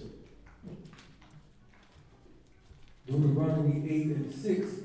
Therefore, you shall keep the commandments of your Elohim to walk in his ways and to fear him. To respect him. That's one thing that we have to remember that's key. If you don't respect him, you won't do what he say. If you don't seek him, you won't do what he say. If this word is not a desire of yours, you won't do what he say. If this is not something that you want to be a part of, and you're just doing it just because somebody told you to, listen, on behalf of Yahuwah, go and be dry, homeboy. Dry yourself up, sister. Because he's not going to be waiting on you for too much longer. He come knocking at your door with that dew, right? But only you can answer. Only you can get that water in you. He not putting waters in no other places at all no more. He did that with the earth already. He not randomly placing water. The only people he put water in is people who want it. Be in a dry place and act like you're not thirsty if you want to. And watch you die. Come on and read it. For Yahuwah your Elohim bringeth you into a good land, a land of brooks of waters, and of fountains, and of depths that are springing out of the valley and hills, a land of wheat and of barley, of vines and fig trees and pomegranate, a land of oil olive and honey, a land wherein thou shalt eat bread without scarceness, and you shall no lack anything in it, a land whose stones are iron, and out of whose hills thou may diggest brass. When thou hast eaten and art full, then thou shalt esteem Yahuwah thy Elohim for the good land which he giveth thee. Beware that thou forget not Yahuwah your Elohim. When you see a sign that says beware, what does this mean? Take caution. Pay attention. Beware that you forget not Yahuwah your Elohim in what? In not keeping his commandments and his judgments and his statutes which I command you this day, lest when thou hast eaten and art full, and hast built goodly houses and dwelt therein, and when thy herds and thy flocks multiply, and thy silver and thy gold is multiplied. Sound like what's going on over there in Dubai. That's what they said. Sound like what's going on when it comes to a person that done forgot to keep Yahuwah's commandments, but they still prospering. Read. And all that thou hast multiplied, then thine heart be lifted up, and thou forget Yahuwah your Elohim, which brought thee forth out of the land of Egypt from the house of bondage, who led thee through the great and terrible desert, wherein were fiery serpents and scorpions and droughts, wherein there was no water, who brought thee forth water out of the rock of flint, who fed thee with the wilderness with manna, which thy fathers knew not. To do what? That he might humble you. And what? And that he might prove you to do these good and the latter end. And thou shalt say in thine heart, my power and my might of my hand has gotten me this wealth. But thou shalt remember Yahuwah your Elohim, for it is he that giveth you power to get wealth, that he may establish his covenant with you, which he sware unto your fathers, as it is this day. And it shall be, if thou do at all, forget Yahuwah your Elohim, and walk after other gods, and serve them and worship them, I testify against you this day that you shall surely perish. As the nations which Yahuwah destroyed before your face, so shall you perish, because you would not be obedient. Because you would not be a what? Obedient. Unto what? Unto the voice of Yahuwah, your Elohim. Hallelujah. Hallelujah. The warning is there. You got the choice to choose. Dry or wet. That was like a pun from earlier. Water is wet. Whatever. I'll do my own clap. Bottom line is, we got a choice. Either you're going to be flowing with the waters, or you're going to be walking with the unclean. It's up to you to choose. With that, I say shalom.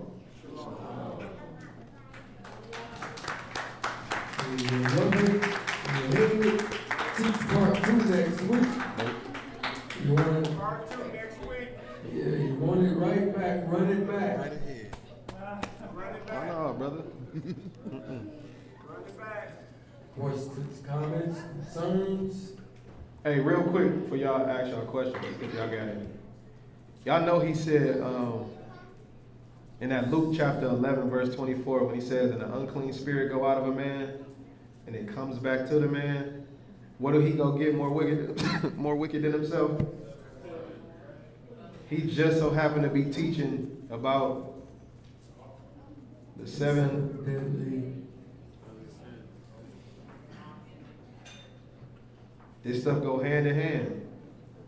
You let this stuff come back in you, it's not coming back by itself. Pride,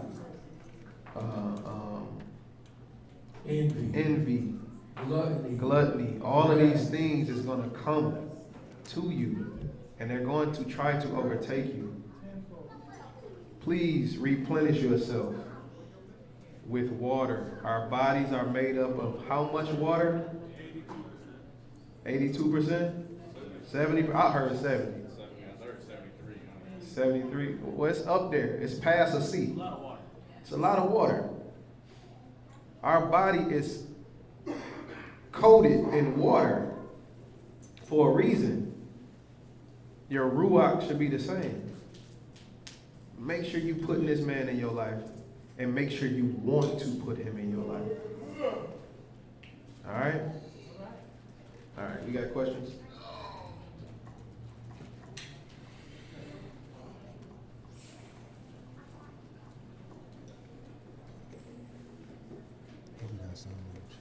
So y'all can see these people that have built their habitat in the desert. It's directly like thumbing their nose at Yah. Right? We can make our own water in Dubai. They got indoor ski lodges and, you know what I'm saying, fake snow, and put big rivers and stuff out there. We can defy what he said. We can go against it. But you gotta. What you think about, are you saying that, I guess, because they're choosing to be there? Because what about somebody that just inherits such circumstances? Is it like thumbing your nose at God to find a means to survive through? To call it Sin City? No. I mean, with Cole was talking about. Oh, my bad. My bad. I'm thinking you talking about Vegas. Listen, call it Sin City, brother. You do. Yeah. Oh, he said he was addressing you. I didn't know. So, ask that one more time, though. I was saying, if not directly asking about Dubai, but just using the logically, just applying to Dubai, I was saying, how could it then be fair to people that just inherit a desert environment and they just find a means to survive through it? Is it like thumbing your nose at God because you find a means to get water where there's a desert where you need water to survive? So, them people that we're actually speaking of, this is purpose. You know what I'm saying? This is purpose that I'm doing what I'm doing. To show you that I don't even need him. We can do it. I can make a river myself. You know what I'm saying? I can put up everything that's in a city with flowers and trees and plants. I can do it myself. We don't need you to do it. That's what I'm talking about, thumbing their nose at him. You know what I'm saying? And what they doing with it. So now, where all of the rappers and stuff want to go to when they want to stunt and show you something. They head right to that place and set it up. Same thing. Everybody want to go to Vegas. It's the same So thing. you said the people that built Dubai like that and set out to do that, they basically didn't have to do it there pretty much. They just wanted to find that place. You going overboard. You're stunting. You know what I'm saying? You don't need all that stuff out there. They don't need none of that what they doing. They're doing it on purpose. Same thing that's happening in Arabia. We're going to build our building's going to be taller than every other building in the world. You know what I'm saying? They don't need this. All of this stuff is to flaunt and to show their power. This is how they're showing how great they are. So because of that then, right, do you think even if they didn't have a mind on showing y'all up, but because they had it in their mind to do something of their own glory, he gonna still look at it like, y'all need to know I had a plan for this to be desolate for a reason. And since you so hard for your plan, you weren't even intuitive to my plan, I'm about to show you. You think that could be it? Like even if they weren't thinking about like going against y'all, but because of what you just said, that would be enough for them to look at it like that. I believe that they are rebelling against Yah on purpose. That nothing is by coincidence. They are purposely doing what they're doing. You know what I'm saying? And let's just say that they for giggles, right? Let's just say that they did inherit it, right? And they didn't know that they were continuing something that was completely against Yahuwah. Based on his text, he always comes to and shows a representative of whatever people, whatever going on. Hey, you know you messing up, right? You know this my stuff, right?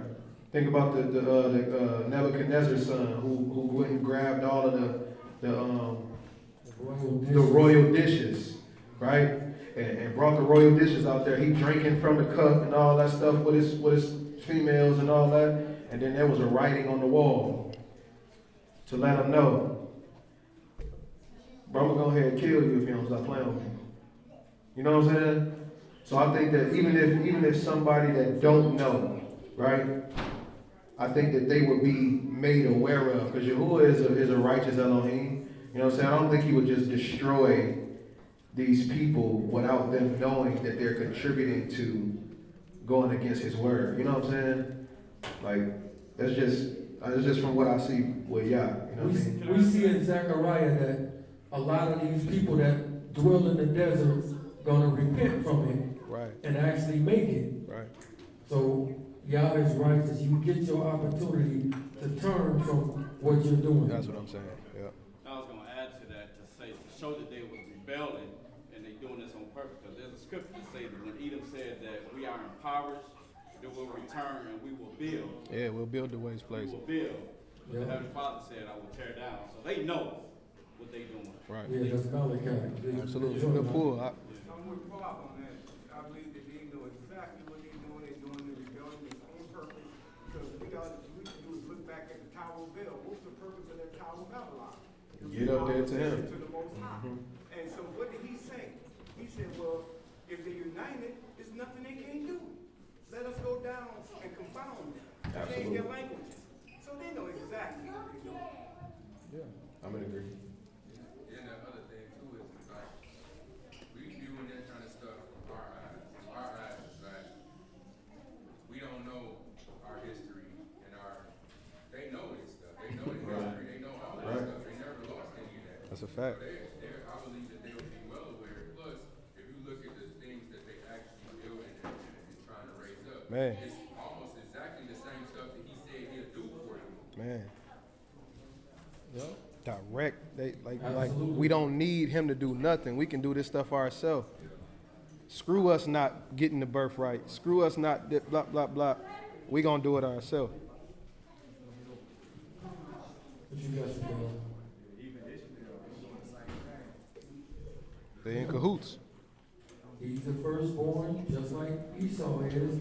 He feel like he's cheated out of his birthright the same way. So, of course, they intermingle and join with each other. Right. Absolutely. So we're saying Esau, we don't mean just Esau. It's the whole quote-unquote Middle East.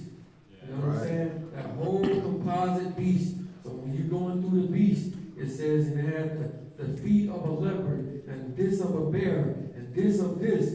It's showing you that all of them places that surround the land of Israel is all dried up. Right. And the reason that they dried up, because they all turned their back on Yah. Rebelled. They all rebelled. Each one of them kingdoms, them 7 heads, Yah set them up, and every one of them turned against him.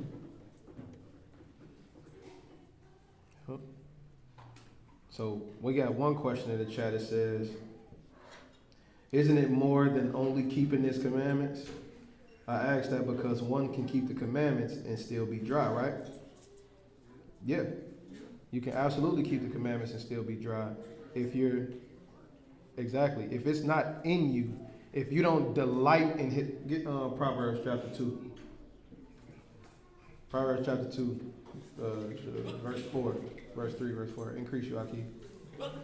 And then, Aki, could you grab John chapter 6 and verse 26?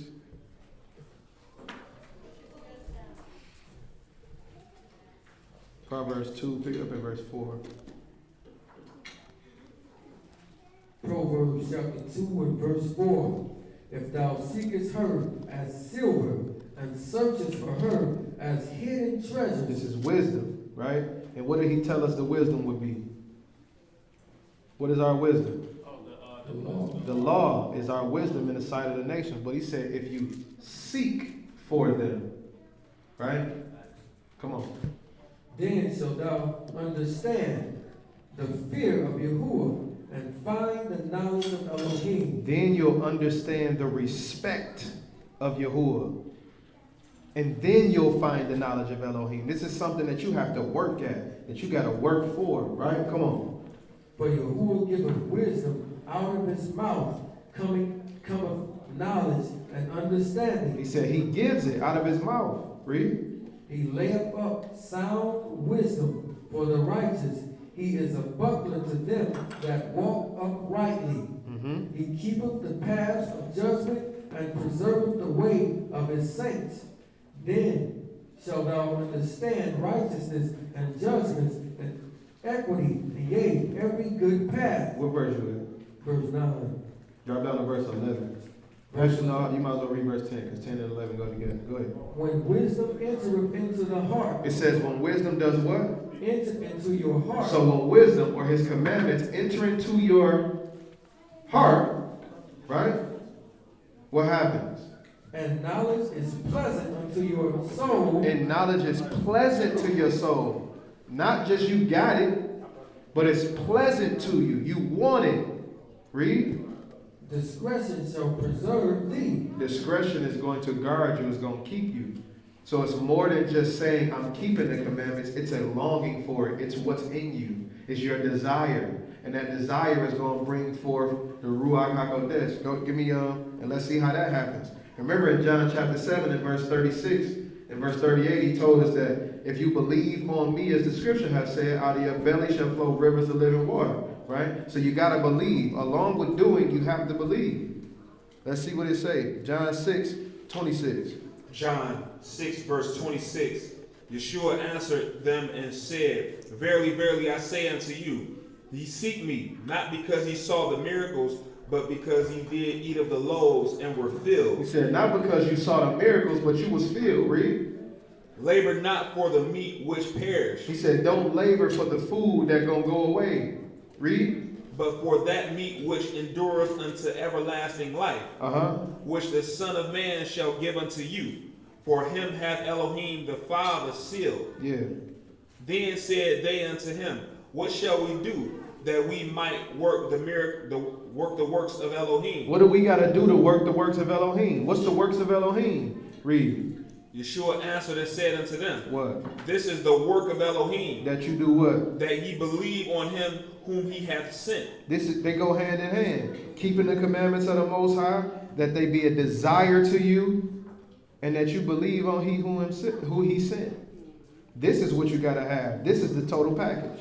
Because with that comes faith. You're not going to believe something and not do it. Right? That's not belief. That's you knowing something. You agree with something. But to believe in something means that you're going to act on it. So if you believe on him, as the scripture have said, you're going to act on what you believe. You believe your job is going to pay you at the end of the week, so you go to work. Right? Ain't no different. If you thought for 1 minute that your job wasn't going to pay you, what you was going to do? I ain't working. But if you believe on his son whom he hath sent, then you're going to work the works of his son, whom had no guile in his mouth and nor committed any sin. Which take us back to, if you are of his seed, then you do not transgress the law. So really consider what you got going on. And what's the fullness of the law? Brotherly love. You're supposed to love Yah with what? All your heart. And you're supposed to love your neighbor what? As yourself. As yourself. So therefore we have two principles with the law. There's the spirit of the law, and then there's the letter of the law. Most people live out the letter of the law. So we can brag and say, I don't eat pork, and I don't do this, and I ain't never killed nobody, and I don't steal, and I don't do these things, but that's just the letter of the law. But the spirit of the law says, just because you didn't rob this man, that's not good enough. What if you saw your brother struggling and you had the money to help him and you didn't give it to him? Therefore, it's just like you robbed him. But that's the spirit of the law to show you that. Absolutely. So you got to have the spirit of the law. Again, the scribes and the Pharisees followed the letter of the law. They even added to the letter of the law so they could make themselves look a certain type of way. But they had no brotherly love. Hey, alphabet boys only want to keep the letter.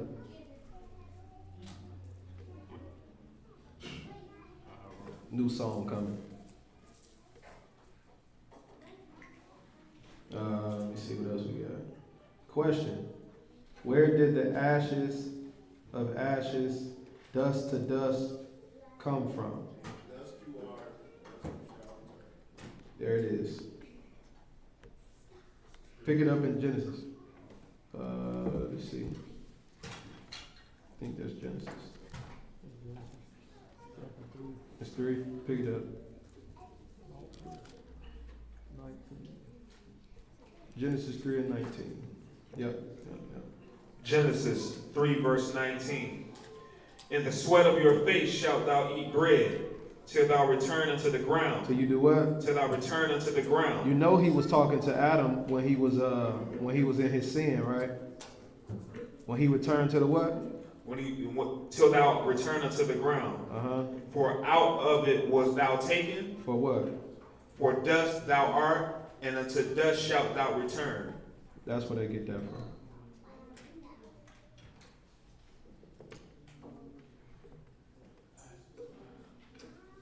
So ashes to ashes, dust to dust. One more man has hushed the fuss. That's what he said. But the reason why people say the ashes, when you cremate somebody, what do they say? I have my persons or whatever, I have their ashes when they're cremated. So it's just a saying, but it's talking about the dust. That's where they get it from, though.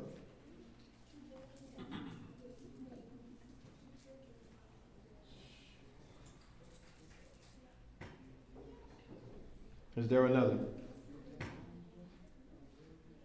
Yeah, like he said, make it sound like a person's body was burned, even though it's not where the ashes come from. That's pretty much what they're talking about. It's one of those things where it's a saying. You know what I'm saying?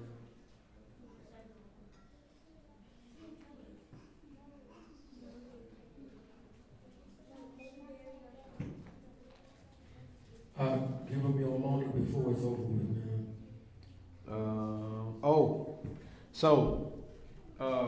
I started my diet last Sunday, right?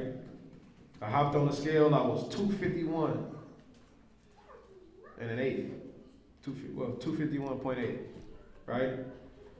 As of last night.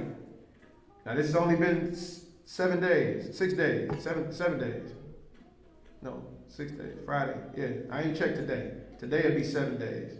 6 days, I lost 12 pounds. Just by changing my diet, straight up. 239 on the scale. 239. So it worked, man. I feel better. As the days gradually went on, like I started eating later and later. You know what I'm saying? I was talking to my father-in-law about this, Zach too, Quad. Sometimes I can go without eating until like 8 o'clock at night and don't even feel it. You know what I'm saying? Because I'm training my body along with taking the minerals, so like the sea moss and bladder rack and stuff like that put the minerals in your body and make your body, it give your body what it needs. You know what I'm saying? So when you get the body what it needs, the cravings for stuff go away. You know what I'm saying? So, like, probably done made my wife mad a couple days. You know what I'm saying? Hey, I ain't really hungry like that. You know what I'm saying? But it's all good though. Like I say, I feel good. I feel good. It's definitely a different feeling. Changing my diet and my eating habits. So along with taking, like I say, I take bladder rack, sea moss, mullein, like getting the mucus out of me. I take, I do the, what's the thing? Apple cider vinegar. The men's balance that Quag, I don't know what's in it. He'll be able to tell you what's in it. But I take that. But these is all herbs. It's all herbs. You know what I'm saying? And it's feeding my body, you know. And my body is feeding off of what's already there, so I'm not hungry. You know what I mean? Like the other night, I ate seaweed, and I was like full. Like y'all know them little packs of seaweed. It's like you're eating paper, and I was straight. Like I ain't had to eat nothing else. I was tripped. I was kind of mad though. You know what I'm saying? Because I wanted to eat something else. But seriously, like, it's crazy. Like I could eat an apple or and some grapes or something, and I'll be straight. I can't finish a whole salad no more. You know what I mean? Stomach getting smaller. My wife as well. You know what I'm saying? Like you can't take in as much anymore because your body is like it don't need to be that big. You know what I'm saying? So this is what I propose, because it's a small group of us that's doing this. So next, we might try to do this next month or something. I was talking to Quab about it. Yeah. Now look, we doing this. It's like a weight loss challenge, right? So right now, it's a group of 4 of us right now that's doing this weight loss challenge, right? Now mind you, I ain't even worked out or nothing. Our last day of it is the 28th. So whoever lost or loses the most weight in 2 weeks receives $70 per person, right? Nice little payout for losing some weight, but it's promoting you to go ahead and get it done. Now, I'm gonna tell y'all a little backstory real quick. When we all sat down in this little circle when we started this, everybody looked at me like, oh, we ain't worried about trying. We know he got a sweet tooth, he ain't gonna lose no weight. All we gotta do is get him some sweets. I ain't gonna lie. I felt them, but I know that before, I've been able to do this type of stuff before. Especially when I put my mind to it. Then they raised the stakes, talking about $70 a person. I like money. I like my health too, but I like money. So we had that thing planned, and then Quad dropped the lesson last Shabbat, which just pushed it even further, like, oh man, we gonna die. You know what I'm saying? Like, dude, you know? So I don't wanna die, and I like money. So both of them together, you know? We 12 pounds down in 6 days. You know what I'm saying? So, right. That's basically what they were saying. Like, you're going to go back. You lose all that weight in the beginning, you'll be back again. But yeah, we going to try to do something like that here too. I don't know if we're going to do money or, I mean, if y'all like money, we can do money. You know what I'm saying? But it's promoting everybody to lose some weight. You know what I'm saying? It's a good thing. You put $5 in the pot. This one time I won't see competition as bad. Right, because it's promoting health. Now don't entice people, okay? Don't just go and make no cakes or nothing and sit it in front of somebody. You know what I'm saying?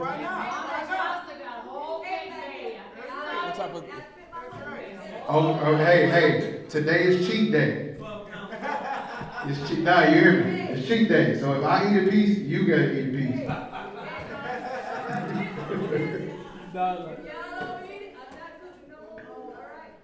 If we don't eat it, cooking up. Listen.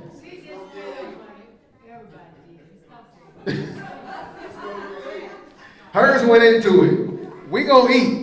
Today is cheat day. Hey, if y'all watching, y'all know who y'all is. Y'all see what's going on. I'm being put in a compromising position. You know what I'm saying?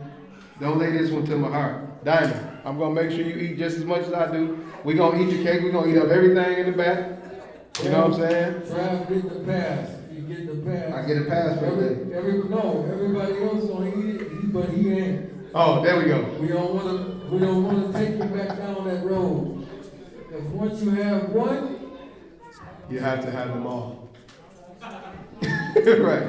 It's Pokemon. Catch them all. You know what y'all should try? Okay. What's up, Mikey? A brother in the chat got a question about water baptism. I think from like one of the verses, captions like Ephesians 5:26. the cake will be eaten. They're trying to say is this baptism in the word. They don't eat it. Okay. It says, according to Acts 2:37 through 39, are we going to forget about water baptism? All right. Go ahead and pull that up for me, y'all. While he pulling that one up, please, you pick me up John chapter 3. And then somebody else in the crowd, give me Isaiah chapter 1 and verse 15. Acts 2:37 through 39. The question is, according to Acts 2:37 through 39 KJV, are we going to forget about water baptism? We are absolutely not going to forget about water baptism. We do it every time somebody needs to get baptized, and we're going to go ahead and show it.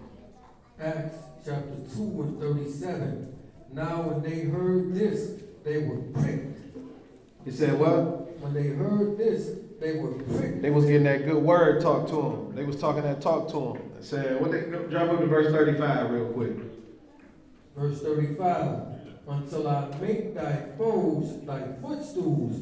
Therefore, let all the house of Israel know assuredly that Elohim have made the same Yahusha whom he have crucified, both Master and Mashiach. Come on. Now, when they heard this, they were pricked in their hearts. He was talking that talk about them. Come on. And said unto Peter and to the rest of the apostles, men and brethren, what shall we do? What we gonna do? What he said? Then Peter said unto them, repent. Do what? Repent. What does it mean to repent? To turn away from. Repent, read. And be immersed. Be what? Be immersed or baptized, every one of you, in the name of Yahushua HaMashiach, for the remission of sins, and ye shall receive the gifts of the Ruach HaKodesh. So definitely based on this is not saying that we shouldn't do it. I think you referring to it said be washed with the water of the word. Yeah. In reference to that, this would actually validate that we are still supposed to do water baptism. But give me John chapter 3. I'll jump over, give me Isaiah chapter 1 and verse 15. Let's go ahead and pull it up from Mashiach. 3 and 1. Yeah, 3 and 1. John chapter 3 and verse 1. John chapter 3 verse 1. Come on. There was a man of the Pharisees named Nicodemus, Yeah. a ruler of the Jews. The same came to Yeshua by night, and said unto him, Rabbi, we know that thou art a teacher come from Elohim, for no man can do these miracles that thou doest except Elohim be with him. So he came giving good words. You the one who did these miracles. We know can't nobody do this stuff but you. And Mashiach replied and said, thank you. Yeshua answered and said unto him, Verily, verily, I say unto thee. I appreciate it, brother. Thank you for going ahead and validating what the scripture has said. Is that what he said? No. Oh, what he said? Except a man be born again, he cannot see the kingdom of Elohim. Unless a man be born again, he can't see the kingdom of Elohim. But he went on further into that to explain what he meant. Go ahead. Nicodemus said unto him, How can a man be born when he is old? Can he enter the second time into his mother's womb? I will hope that nobody would ever try that. Just the thought of that is kind of preposterous. But he was asking a question based on his knowledge of what born again was. Right? Come on. Yeshua answered, Verily, verily, I say unto thee, except a man be born of water and of the Ruach. Of what? Of water and of the Ruach. Of water and of the Ruach. According to Romans chapter 7, it says that the law, in fact, is what? Spiritual. So this will go in that washing by the water of the what? Word. But then also he says it has to be born again of water and of Ruach. So it's both. These two go together. Don't let nobody bamboozle you and trick you into thinking that you ain't got to hit that water. That ain't what the text say. Come on with it. He cannot enter into the kingdom of Elohim. That which is born of the flesh is flesh, and that which is born of the spirit is spirit. But based on what my quad be dropping and letting you know, don't go into the water and come out of the water a sinner. What do you say? You go in a sinner and you come out a wet sinner. You make sure you be born of the Ruach as well. You be in the renewed mind when you go into that water. Isaiah chapter 1. So he said you got to be born of water and of Ruach. Let's see where he got that from. This ain't nothing new. Come on with it. Isaiah chapter 1 and verse 15. Isaiah 1 and 15. And when you spread forth your hands, I will hide mine eyes from you. Yea, when you make many prayers, and I will not hear. He said he's not going to hear your prayers. Why? What did he say? Your hands are full of blood. Your hands is full of blood. If you turn your ear from hearing the law, then your prayer is a what? An abomination. He said your hands full of blood. You got all these sacrifices that you're doing, repenting over and over and over again. You just giving more animal, more animal, more animal. But look what he say. Wash you. He say what? Wash you. He told you what? Wash you. And do what? Make you clean. He told you wash you and make you clean. Your hands is full of blood. Wash the blood off your hands. Read.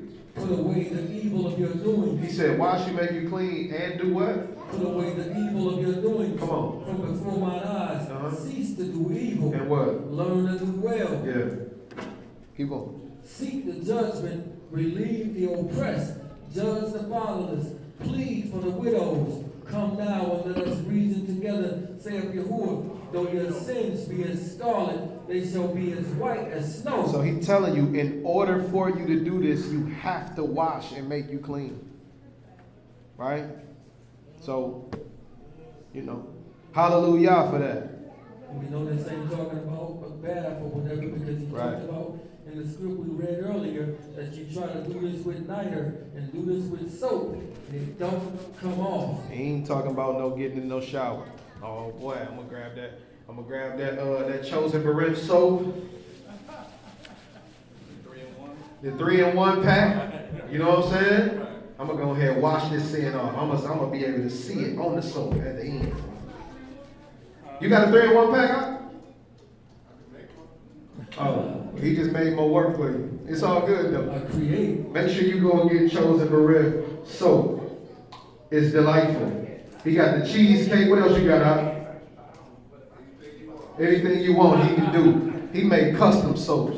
If you want a little bit of Dove in there, he ain't gonna do it because it ain't natural. But the rest of the stuff you want, he can put it in there. You want strawberry soap? He can make you some strawberry soap. You make sure you go ahead and click on the link for Chosen Barim soaps, zeets. You get that music from Big Ikea Ryan. One-stop shop. I have the soap. All right. What else we got?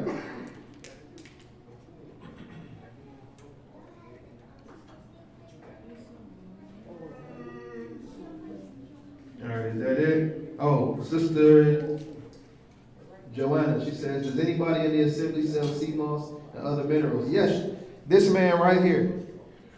He is the best drug dealer that I know. When I say drug dealer, I mean herbs. Not the herbs.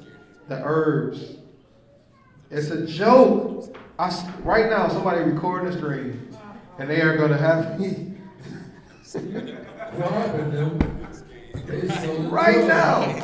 So after, listen, keep watching the video. Don't just fast forward to 2 hours and such. I'm saying right now, he's not a drug dealer, as in paraphernalia of illegal substance.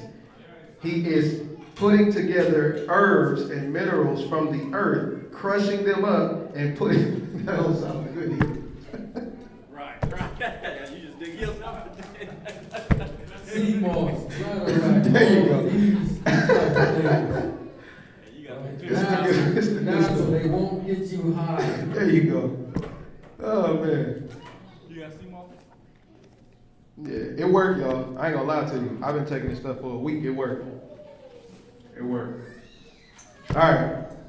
We got any more questions? Chosen Seed is a one-stop shop. Look here. If you need anything, we got cooks, we got herbalists, we got music, we got teachings, we got, what else we got? Who else do something? We got services, goods and services. You want your light bill down, lower? Garments. We got garments. Y'all holler at Chosen Seed. We got car dealers. We got it all. We got carpenters. If they get impressed by their job to take that vaccine. If you get impressed by your job to take that vaccine, if you tired of your boss being all in the videos, dancing behind you, talking about taking the shot, come on over to Chosen Seed. We got work for you. All in the videos. All in the All in videos. the We got work. I think that was Probably do. All right, y'all. I think that's it. Let's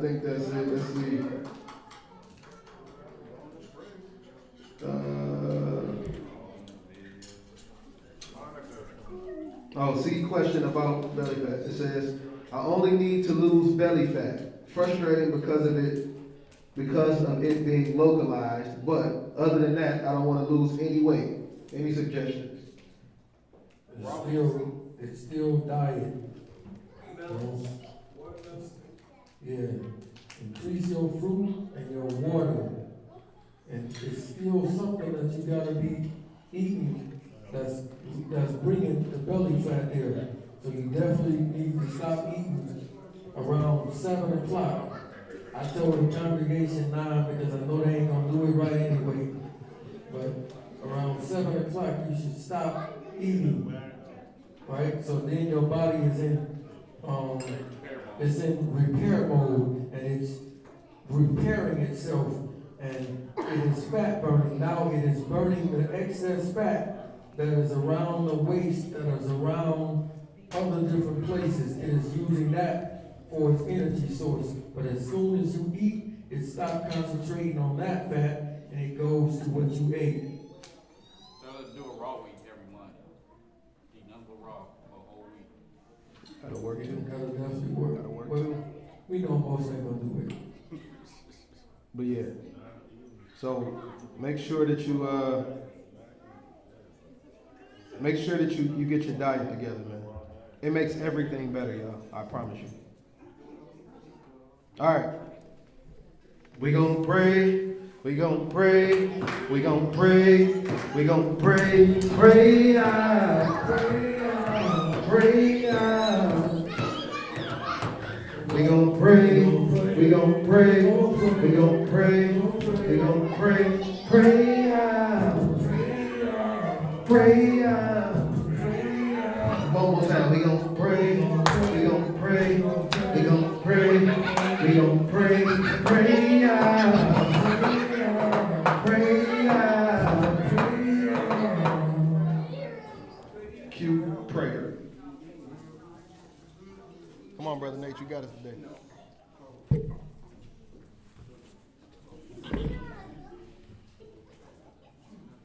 I'll be Lord.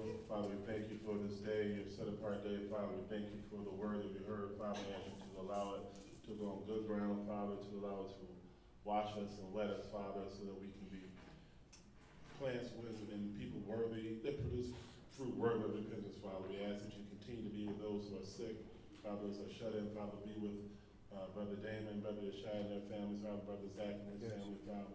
Comfort them during this time of loss, Father. We know you are a healer, we know you're a provider, we know you're a waymaker, Father. You're a comforter to the lonely, Father. We ask you to continue to watch over us and be with us through the week, Father, until we come back to the appointed time. All the things we ask and pray in Jesus' name. Hallelujah. So be it. So be it. Abinu, Shabbat Shemayim. Shemka. Tawo. Malkuka. Yeah, I say. Ratzoka. Kashir. Nasha. Bashamayim. Taylanu. Ayom. Bikin. Kikanu.